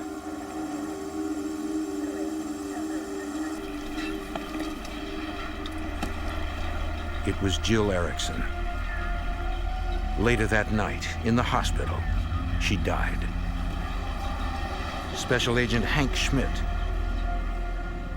We believed it may have been a pact that they had both come up with, that they would not be arrested. She that day carried out her part of the pact, and that day he decided, for whatever reason, he didn't. Inside the van were spent cartridge casings, blood, fibers, other ammunition, other weapons. There was a rifle with several hundred rounds of ammunition. That whole neighborhood became an evidentiary nightmare. There were bullets that Jill had fired, stuck in the side of houses, in cars, on the street. The FBI obtained a federal search warrant for the Ericksons' home.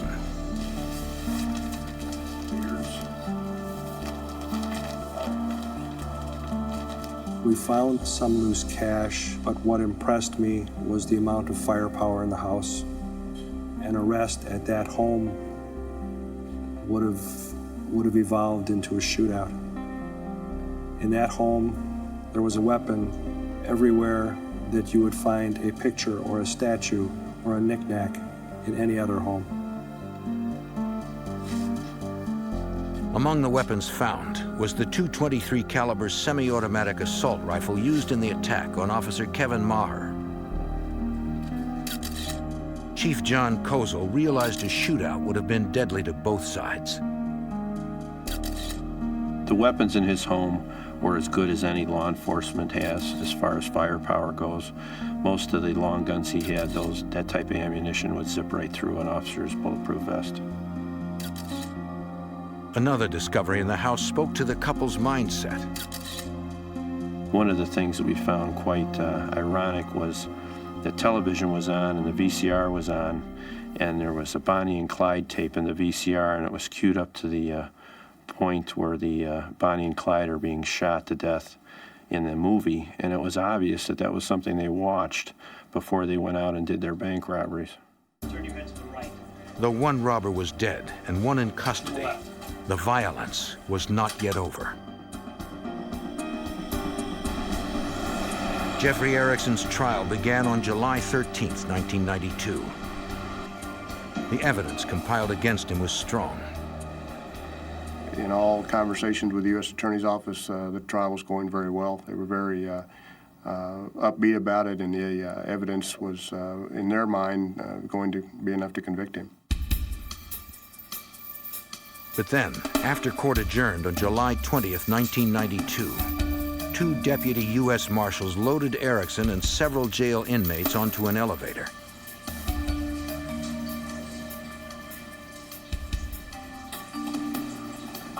Erickson was still dressed for court.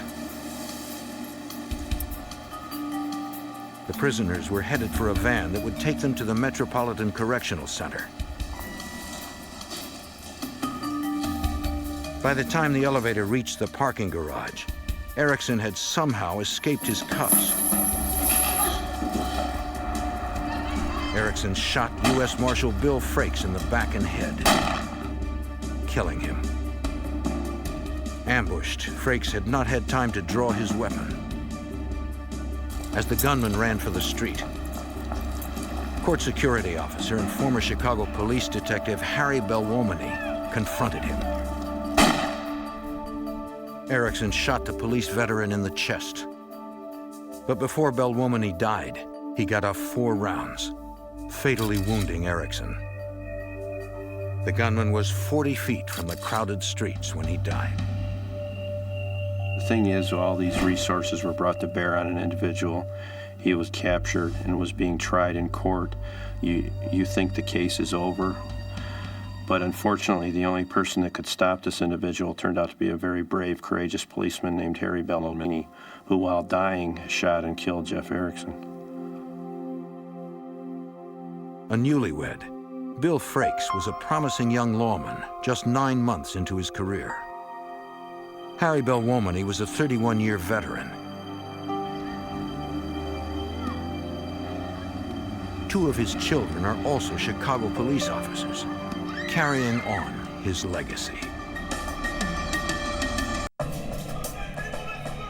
In 1996, Spokane, Washington is gripped by a series of violent robberies and bombings. The FBI links the crimes to a radical group determined to overthrow the government. Facing deadly traps and a nearly invisible foe, investigators vow to stop the shadowy extremists, ready to unleash more domestic terror.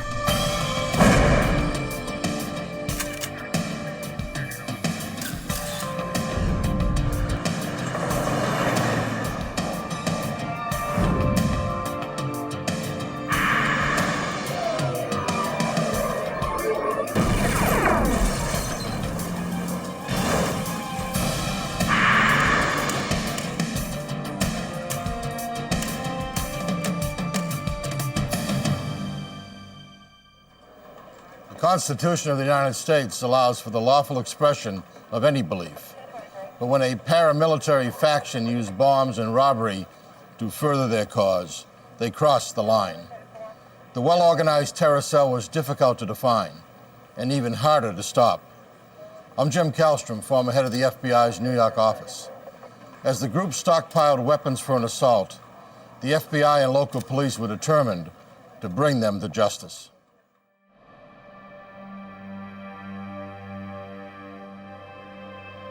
Spokane, Washington. a city of 200,000 near the state's eastern border with Idaho. On Monday, April 1st, 1996, 24 people were working inside a satellite office of the city's Spokesman Review newspaper. At 2:30 p.m., a van pulled up behind the building.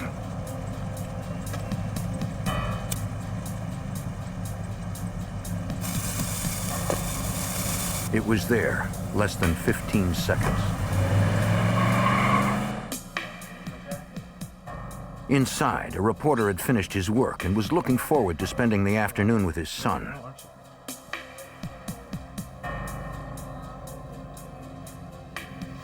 They did not realize what was waiting for them outside.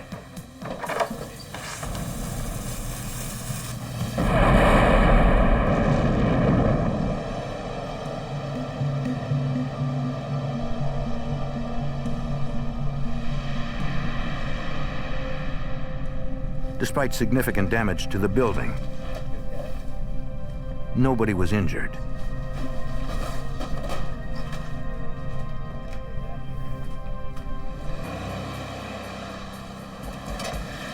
Units from the Spokane County Sheriff's Department responded to the 911 calls.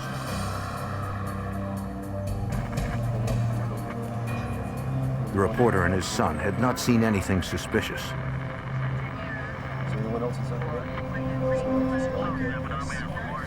But one employee said that seconds before the blast, she saw a masked man jump into a white van that sped away from behind the building. She didn't get a license plate number.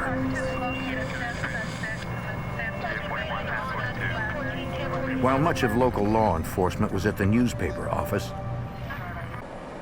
a white van pulled up outside Spokane's U.S. Bank several miles away. It had been 15 minutes since the newspaper bombing. Two armed, masked men burst into the bank and announced they were robbing it. Okay, people, this is a robbery! Move! As they passed her, one teller tripped the silent alarm.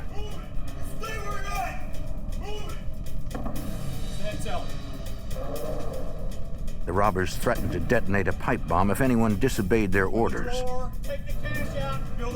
They warned the teller not to give them dye packs, paint canisters designed to explode and stain stolen money, and bank robbers. Once the gunmen had their money, You, over there! And you. they herded everyone into a corner. Move it now! Okay, folks! They trained their guns on the hostages, allowing valuable seconds to tick by as the fuse burned.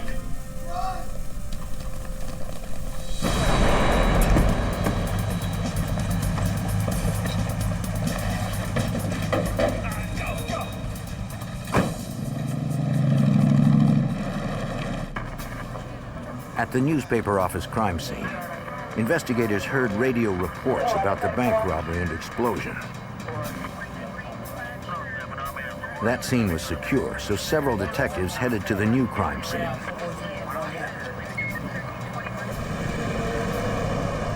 And the sheriff's office dispatched more deputies to the bank.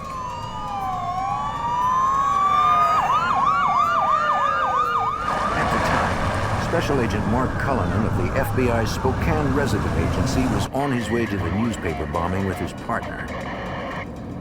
While en route, we received a call that a bank robbery had occurred. Another bomb had been set off inside the bank. Since my primary investigative jurisdiction was bank robberies, I immediately diverted to the bank. The employees and customers were shaken, but safe. They believed everyone had gotten out before the blast. I mean, that roof's gonna go. But investigators had not yet declared the crime scene secure. Explosives Disposal Unit Supervisor Sergeant James Goodwin had to make sure it was safe for police to check the building. We were concerned about the possibility of a second device because any time you have an explosive device-related incident, if you have one, there is always at least a potential that you have another. Bombers sometimes leave a second device behind as a booby trap, specifically to target law enforcement. The explosives disposal unit swept the bank, determining it was clear of additional bombs or victims, and radioed to those outside that it was safe to process the scene. Okay, it's all clear. You gonna get on the phone and see what we can get? The assailants were fast and organized, getting in and out in seconds and making off with $50,000. They weren't typical bank robbers. Bank robberies are usually conducted by lone individuals who are seeking money to support a drug habit or something along those lines. To have somebody in an organized manner come in and take over a bank with this much violence and prior planning is an unusual occurrence. Agents questioned one witness who was in the bank's parking lot when the robbery took place. She said after the explosion, she saw two masked men run from the bank and get into a white van. A third man was driving. He had gray hair and a beard.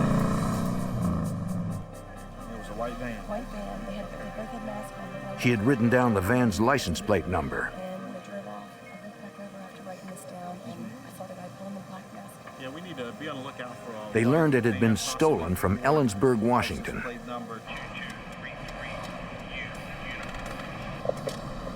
Charlie 504, I'll be checking the parking Spokane Emergency Dispatch issued an APB for the van, and officers began a block-by-block grid search of nearby streets.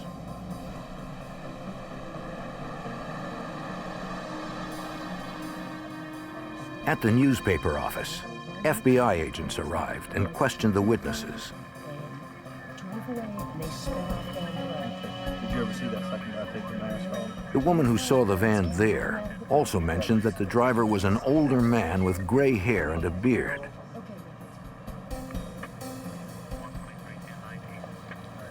But the most distinct clues linking the two crime scenes were leaflets containing religious propaganda, a common sight in the area. At the scene of the Spokesman Review bombing and also at the bank, we did discover numerous leaflets which had obviously been left there by the robbers. Religious propaganda is pretty prevalent throughout the area. A lot of times these groups will leaflet a neighborhood or an area, leaving them under windshield wipers and on front doorsteps, just spouting their ideals and trying to get their message out. But this group delivered their message with bombs and bank robbery. Charlie 504, I've located Sheriff's deputies continued their search for the getaway van. plate 2233 Union. 90 minutes after the bank robbery, one deputy spotted it in a parking lot a mile from the bank.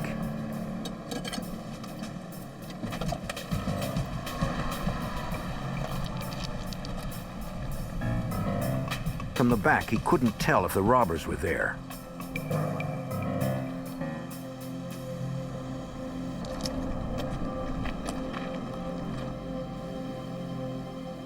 No one was inside.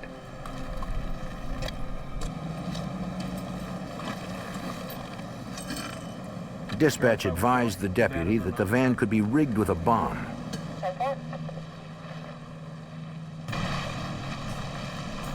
The explosives disposal unit arrived in minutes. They knew the suspects might have booby-trapped the vehicle. If there was a bomb in the van, its trigger device could be radio controlled. Since police radios can set off such triggers, investigators ordered all radios turned off. Because they had enough open space to do so, they used a robot with a camera to check the van first. We initially sent the robot downrange in an attempt to look into the van. We found that we were limited in what we could see, and we sent a technician downrange near the van in a bomb suit. The others waited in the mobile command center for the technician's report.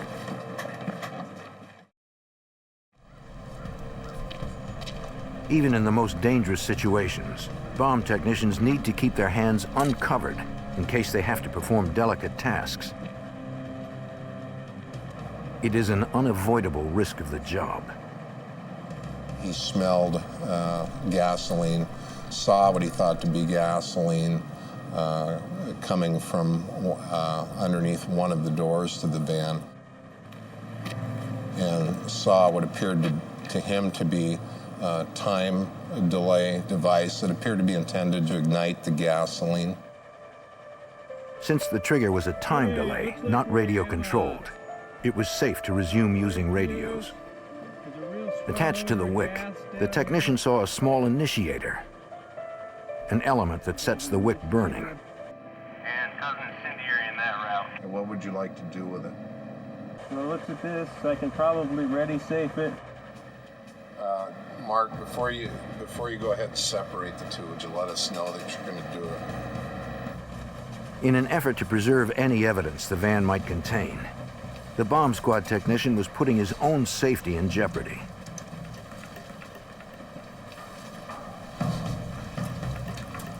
Okay, go ahead and make the cut.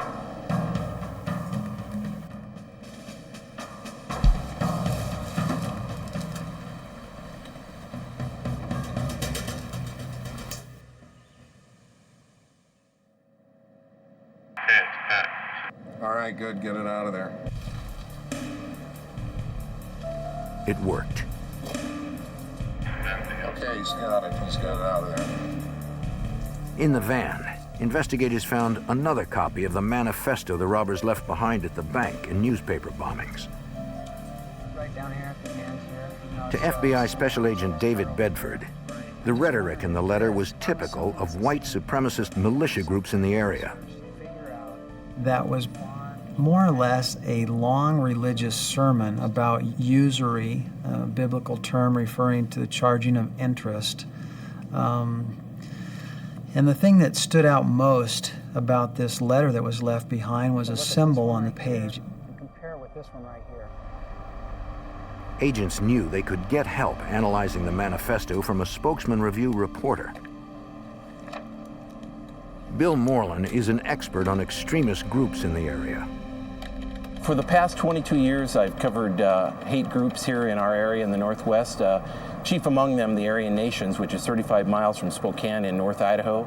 It's attracted a lot of different extremists from different movements, anti-tax movement, anti-abortion movements, the Ku Klux Klan, Posse Comitatus.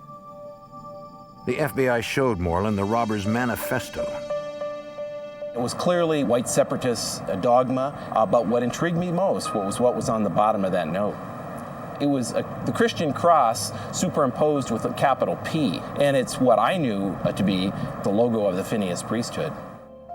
Individuals who call themselves Phineas priests say the crimes they commit are in accordance with their interpretation of God's law, sometimes robbing banks to finance a plot to overthrow the federal government. Moreland told agents about an interview he had done months earlier. As part of a story, he'd arranged to meet several members of an extremist group at a clandestine location.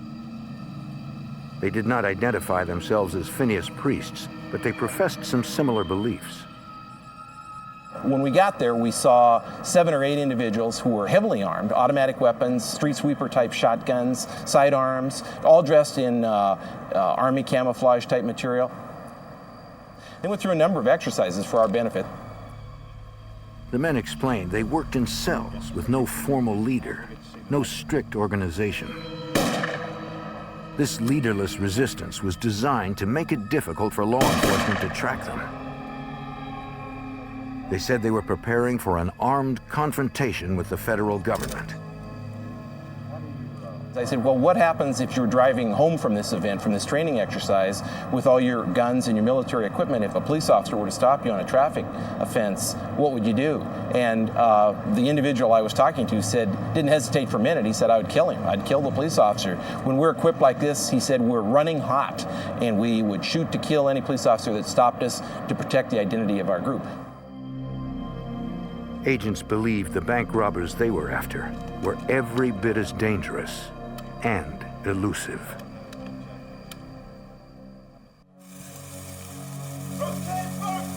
After masked men robbed a bank in Spokane, Washington, and detonated bombs at the bank and a newspaper office, authorities suspected well-armed extremists who called themselves Phineas Priests. Spokesman Review newspaper reporter Bill Moreland is an expert on extremist groups in the Pacific Northwest. The FBI asked him for details about self-professed Phineas Priests, known to commit violent crime in the name of religion. They're secret groups, and they come together with 5 or 6 or 7 of their fellow people that are fellow believers and decide to carry out some sort of action. They don't tell the world about it, and you can't look them up in the phone book or on the internet. They're very secretive. They believe that God is one of their members and that they're following his directions to carry out these crimes that they commit. Special Agent David Bedford was part of the team investigating extremist groups in the area.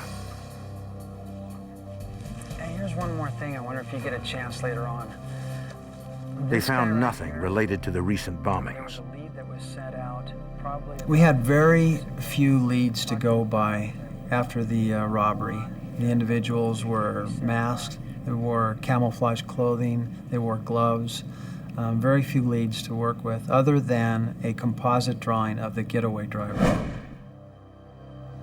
The FBI hoped to have more than a vague drawing before going to the public to reduce false leads that take up time and resources. But they could not wait any longer. So what we did was publish that and sent copies all around Washington, Oregon, Idaho, with the idea, with the hopes of someone identifying this person.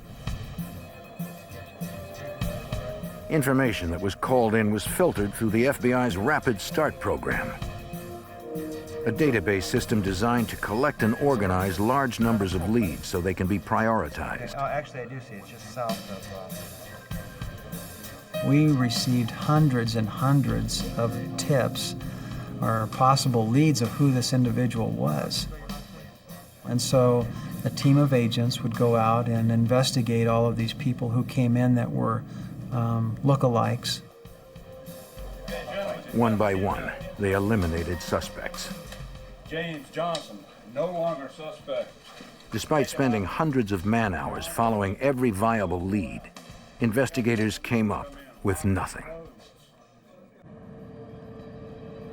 The case stalled until the assailants struck again. On July 12th, 3 months after the first attacks, a woman spotted a masked man placing a bomb in front of a Spokane health clinic.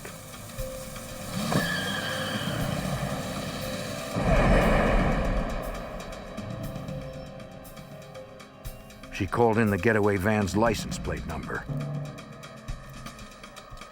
Spokane's 911 call center dispatched fire and police personnel to the scene. Baker 504, I'll be checking the area. Like a dozen others, Deputy Dan Spivey of the Spokane Sheriff's Office started off toward the clinic. What the deputies didn't know was that the U.S. bank that was robbed in April was being hit again. This time there were 3 masked gunmen instead of 2. Like the earlier robbery, the assailants had a bomb. One teller recognized the voice of one of the robbers and set off the silent alarm as she loaded up. Hurry up, let's go! Now! The men moved efficiently, spoke in code, and seemed to be timing the robbery. They didn't notice the drive-through teller who worked in a separate part of the bank. Zip it up, please. While those inside the bank were staring down the barrels of guns, everything appeared normal to customers on the outside. Hello? Hoping the robbers had not heard the customer over her loudspeaker, Hello? the drive-through teller tried to get him to help. She didn't know if the customer understood her gestures, if he would help or run. Deputy Spivey was almost to the clinic when he got a more urgent call. Baker, 504, I copy. I heard a bank robbery in progress come out at the same U.S. bank that had been robbed on April 1st. But before deputies arrived, one of the assailants announced they were at Code Blue, and they left, taking $37,000 in cash and the bomb with them.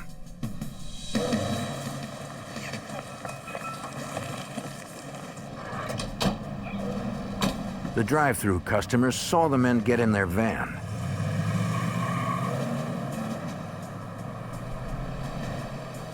He decided to tail them and called 911 as he drove. The plate he reported did not match the one from the health clinic, but criminals often put two different plates on stolen vehicles to confuse investigators. A white minivan. On East Gray Street. Hold on while I call dispatch. Spokane Emergency Dispatch advised the man not to put himself in danger. He said he would follow at a safe distance until deputies caught up. Police hoped the customer would not be spotted by the armed assailants. In July 1996, authorities believed members of an extremist militia group robbed the U.S. Bank in Spokane, Washington for the second time in 3 months. A customer saw the robbers leave in a van and followed. Deputy Dan Spivey was en route to the bank when he heard about the pursuit. Our dispatch advised us that a citizen with a cell phone was following that suspect vehicle, and they in turn were relaying location information to us field deputies. Spivey changed directions to try to catch up.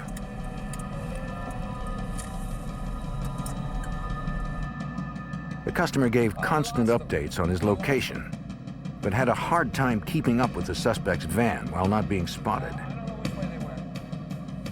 Behind a mall area, the citizen lost the vehicle. And I quickly searched the area, attempting to locate such a vehicle. Was unsuccessful. Decided to go back through the area in a more slow, methodical manner.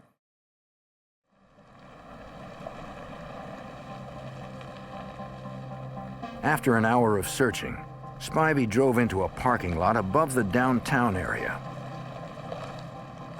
I checked an upper parking lot, and at the far end of the parking lot saw what I believed to be the suspect vehicle. Excuse me, ma'am. Would you leave the area right now, please? Get on the other side of the lot. Sir, could you get away from that vehicle and go down towards the other end of the lot? Thank you. Thank you, 504 rear plate, 2233 Victor. One plate matched the one from the bank robbery.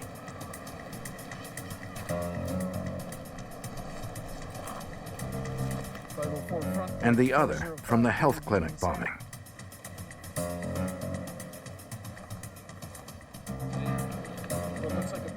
No one appeared to be inside. Windows are all up. I'll be backing off and standing by.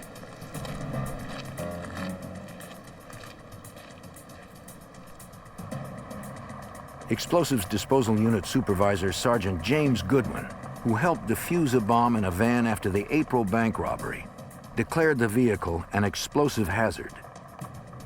Given the history, we had a concern that this vehicle may contain a device as well. The natural thing to expect, given this was kind of the second go-around, was that having been unsuccessful the first time, they would try harder the second time. Deputies smelled a strong gasoline odor, but again, it was difficult to see what kind of device might be inside. Rather than risk sending in a squad member, explosives disposal technicians once again deployed their specialized robot.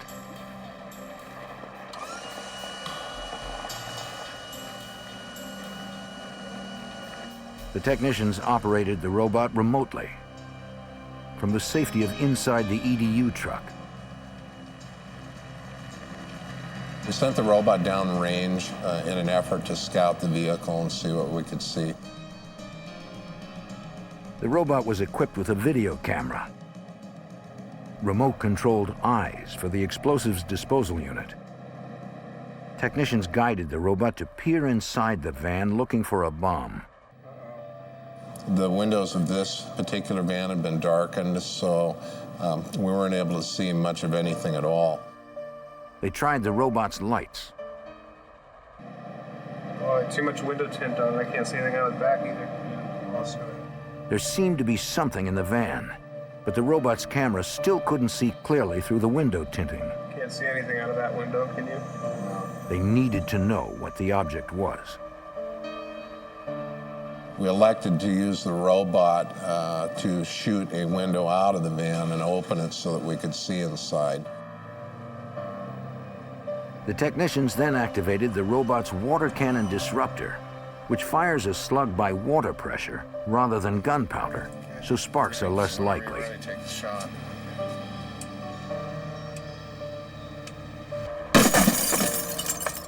All right. Nice job, boy. They did it. Why don't we see if we can get some of that glass raked out of the window so we've got a good view of the inside. They used the robot's powerful claw to clear the glass. Once the window was broken, we were able to see inside the van and observe what appeared to be an incendiary device. It looks like a couple propane cylinders, timer, and I'm not sure what that is. Yeah, taped into the timer. It looks like an initiator. Right down here? Yeah. Okay, what I'm going to do is I'm going to go back into the window. It appeared that it was intended to initiate a fire in the van, burn the van, thereby leaving us very little evidence.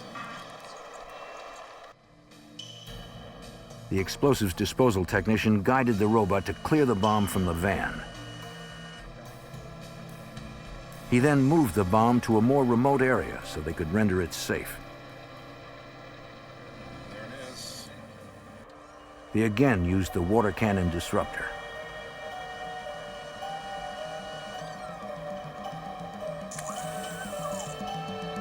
Take your shot when you're ready. Ready? All right. Just opened it right up. In the protective suit, a technician checked the bomb and confirmed it had been rendered safe. Yeah, looks like he's all clear down there. Once again, the suspects had used a stolen van. Good. All right, good. But this time, investigators found no manifestos or other evidence inside.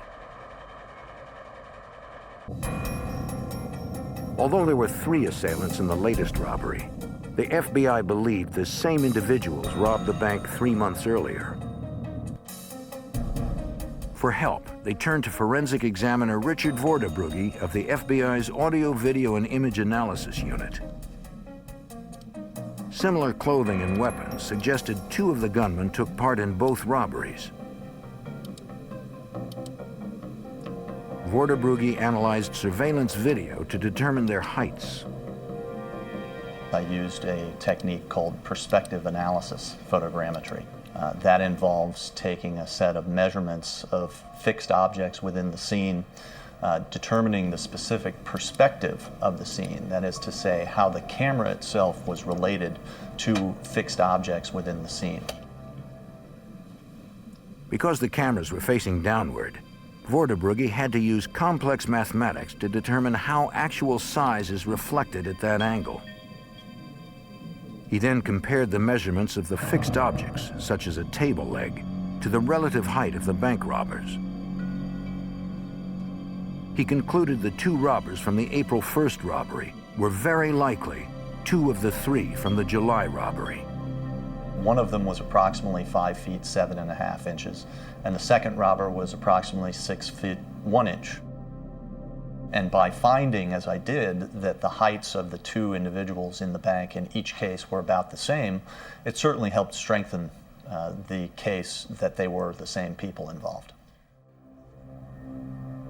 With the robberies and bombings likely committed by individuals calling themselves Phineas Priests, the FBI elevated the status of the suspects. We decided that they were not here for the sole purpose of robbing a bank and taking the money. These guys had a message that they were trying to get out to the public, and it was causing havoc in the city of Spokane. A lot of people were concerned about their safety, and as a result, the FBI felt like, you know what, these are terrorists. To help capture the domestic terror suspects, the U.S. Bank offered a $100,000 reward. Despite the reward, a month passed with no new leads. Agents believed the terrorists were out there training, getting ready to strike again.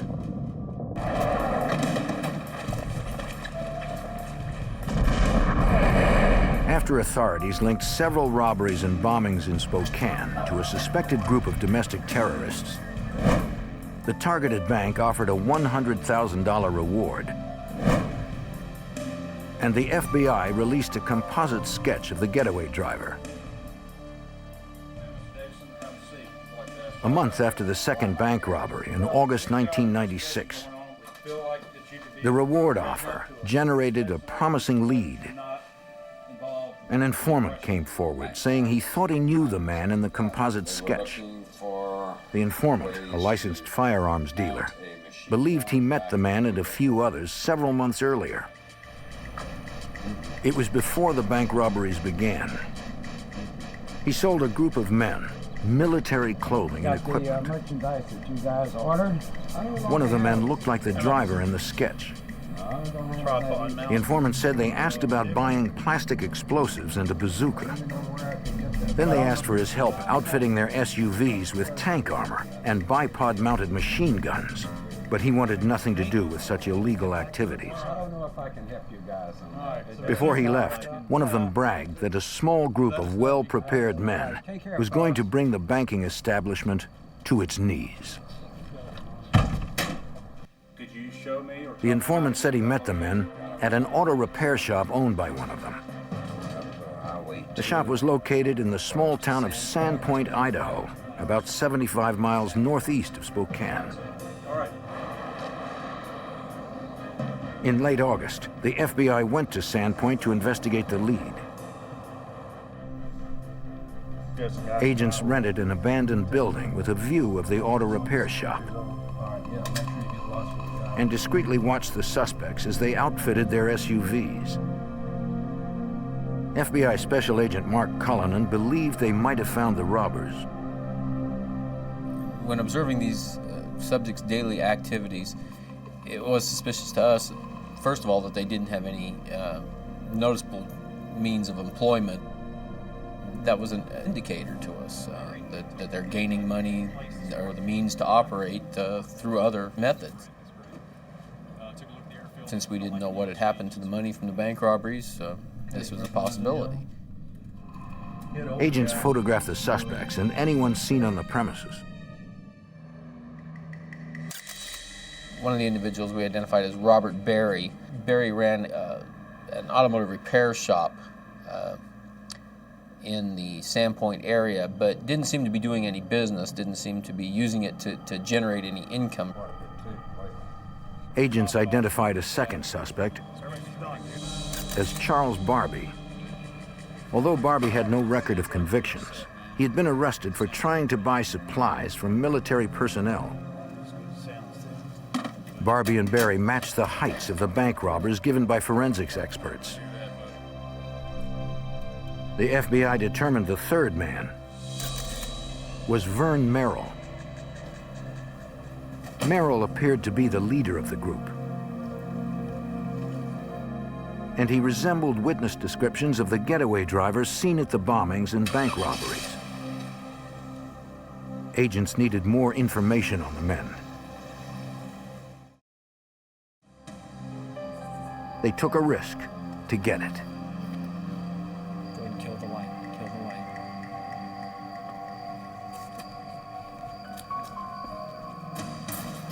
One night in early September, after the suspects left the shop, surveillance teams installed a hidden video camera on a telephone pole behind the garage. Agents didn't know if the area was booby-trapped or if they themselves were being watched. The teams got out safely. Looks like they're shooting an assault rifle.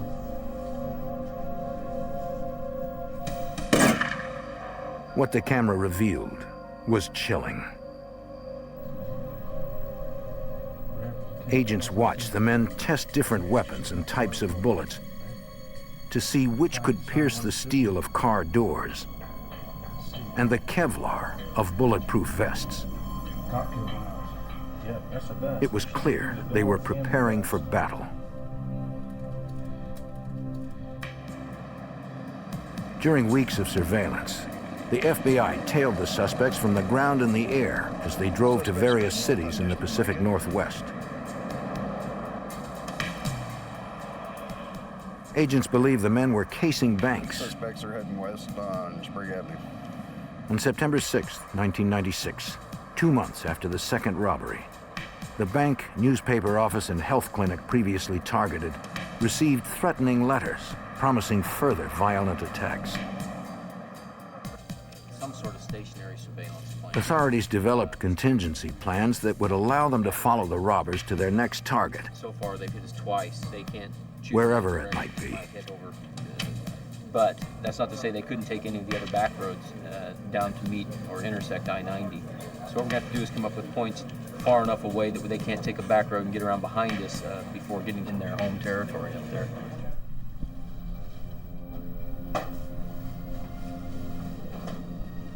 A month later, on October 8th, investigators on the stakeout observed what they believed were final preparations for another bank robbery. Okay, listen up, units. They're all leaving now. 3 white male occupants. Pulling out in front They of contacted the Special suburban Agent dark David color, Bedford. Idaho 69213. They're leaving now.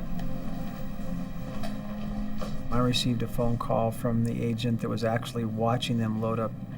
I started calling a lot of other coworkers saying, get in your car, start heading towards Sandpoint because something's going on and we need everybody up there as soon as possible. And so we began our surveillance, not knowing where they were going to end up. The FBI tailed the suspects as they headed west out of Sandpoint. Their license plates indicated the truck was to be used in a crime. That the plates on the Suburban did not match front to rear, and both had been reported stolen. This also added a new sense of urgency to our investigation. They followed the men 400 miles west, across the Oregon border. The individual looks like he's breaking into a van. In Hood River, Oregon, agents watched the men steal a van from a used car lot and add it to their convoy.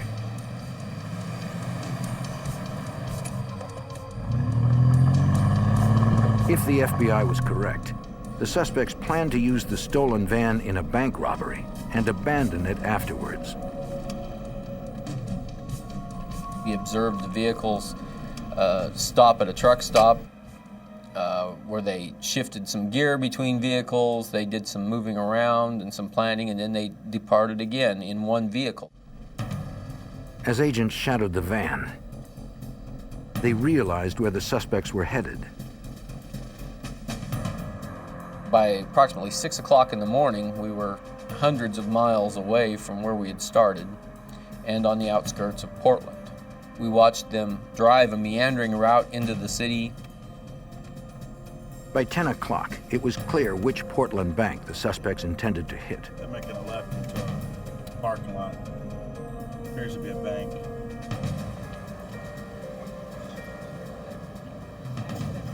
And as we watched them pull into one of the bank parking lots, we notified the bank. They immediately locked the doors to the bank keeping all of their customers and everybody inside. And our plan was, as they exited the vans to go up and enter the bank to rob it, we were going to arrest them. What do you think? Agents waited for the suspects to make their move. Good here. I like it. All right, they're in front of the bank.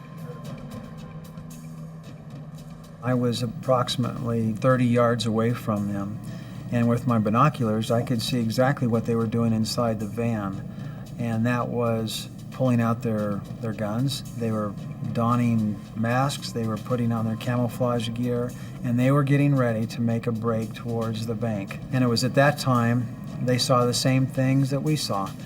The customers that were trying to get into the bank were unsuccessful because the bank had been locked.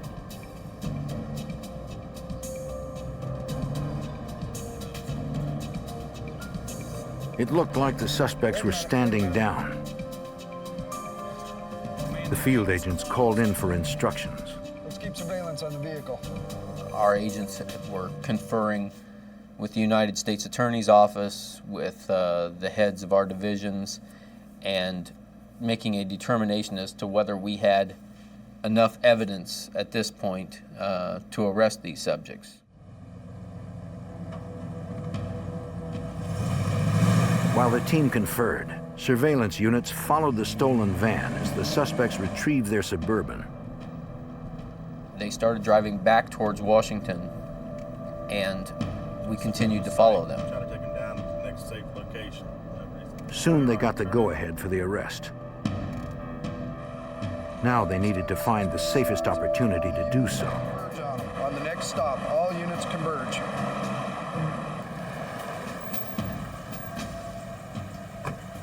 When the subjects stopped for gas at Union Gap, Washington, we decided that that was the best place that we had in order to effect an arrest. But with such violent and heavily armed suspects, there was no guarantee of a safe arrest scenario. After months of investigating domestic terror suspects, surveillance units tailed them to a Union Gap, Washington gas station. Two of the suspects stayed in one of their vehicles, while the third entered the gas station. With the suspects split up, the lead agent put the operation in motion. Temple.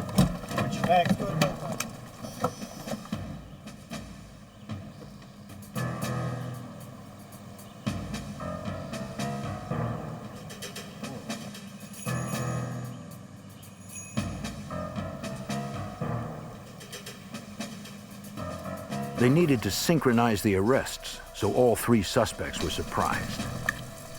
FBI, you're under arrest. FBI, freeze the wheel.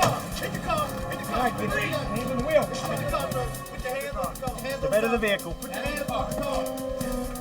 Vern Merrill, Robert Berry, and Charles Barbie were arrested without a fight.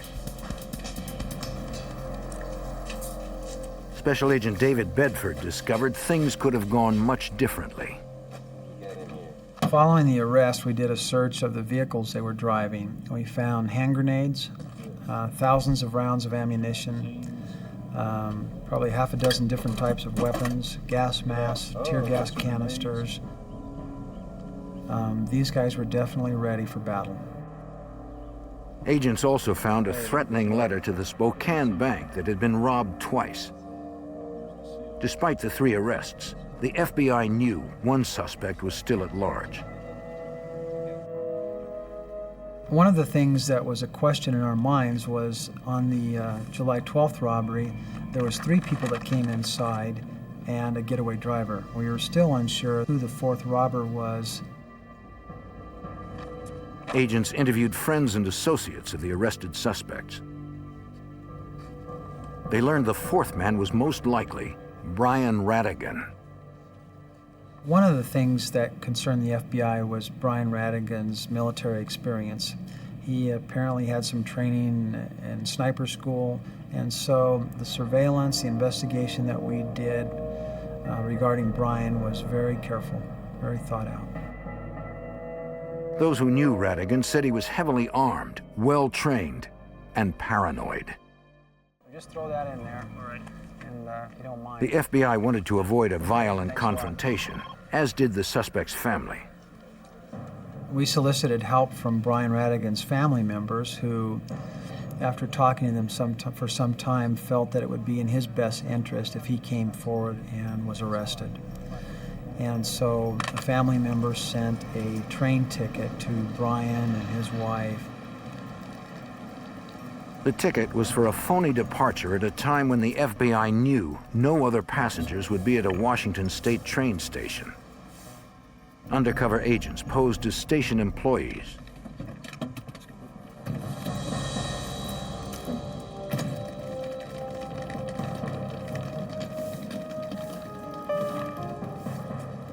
When Radigan seemed at ease, they made their move.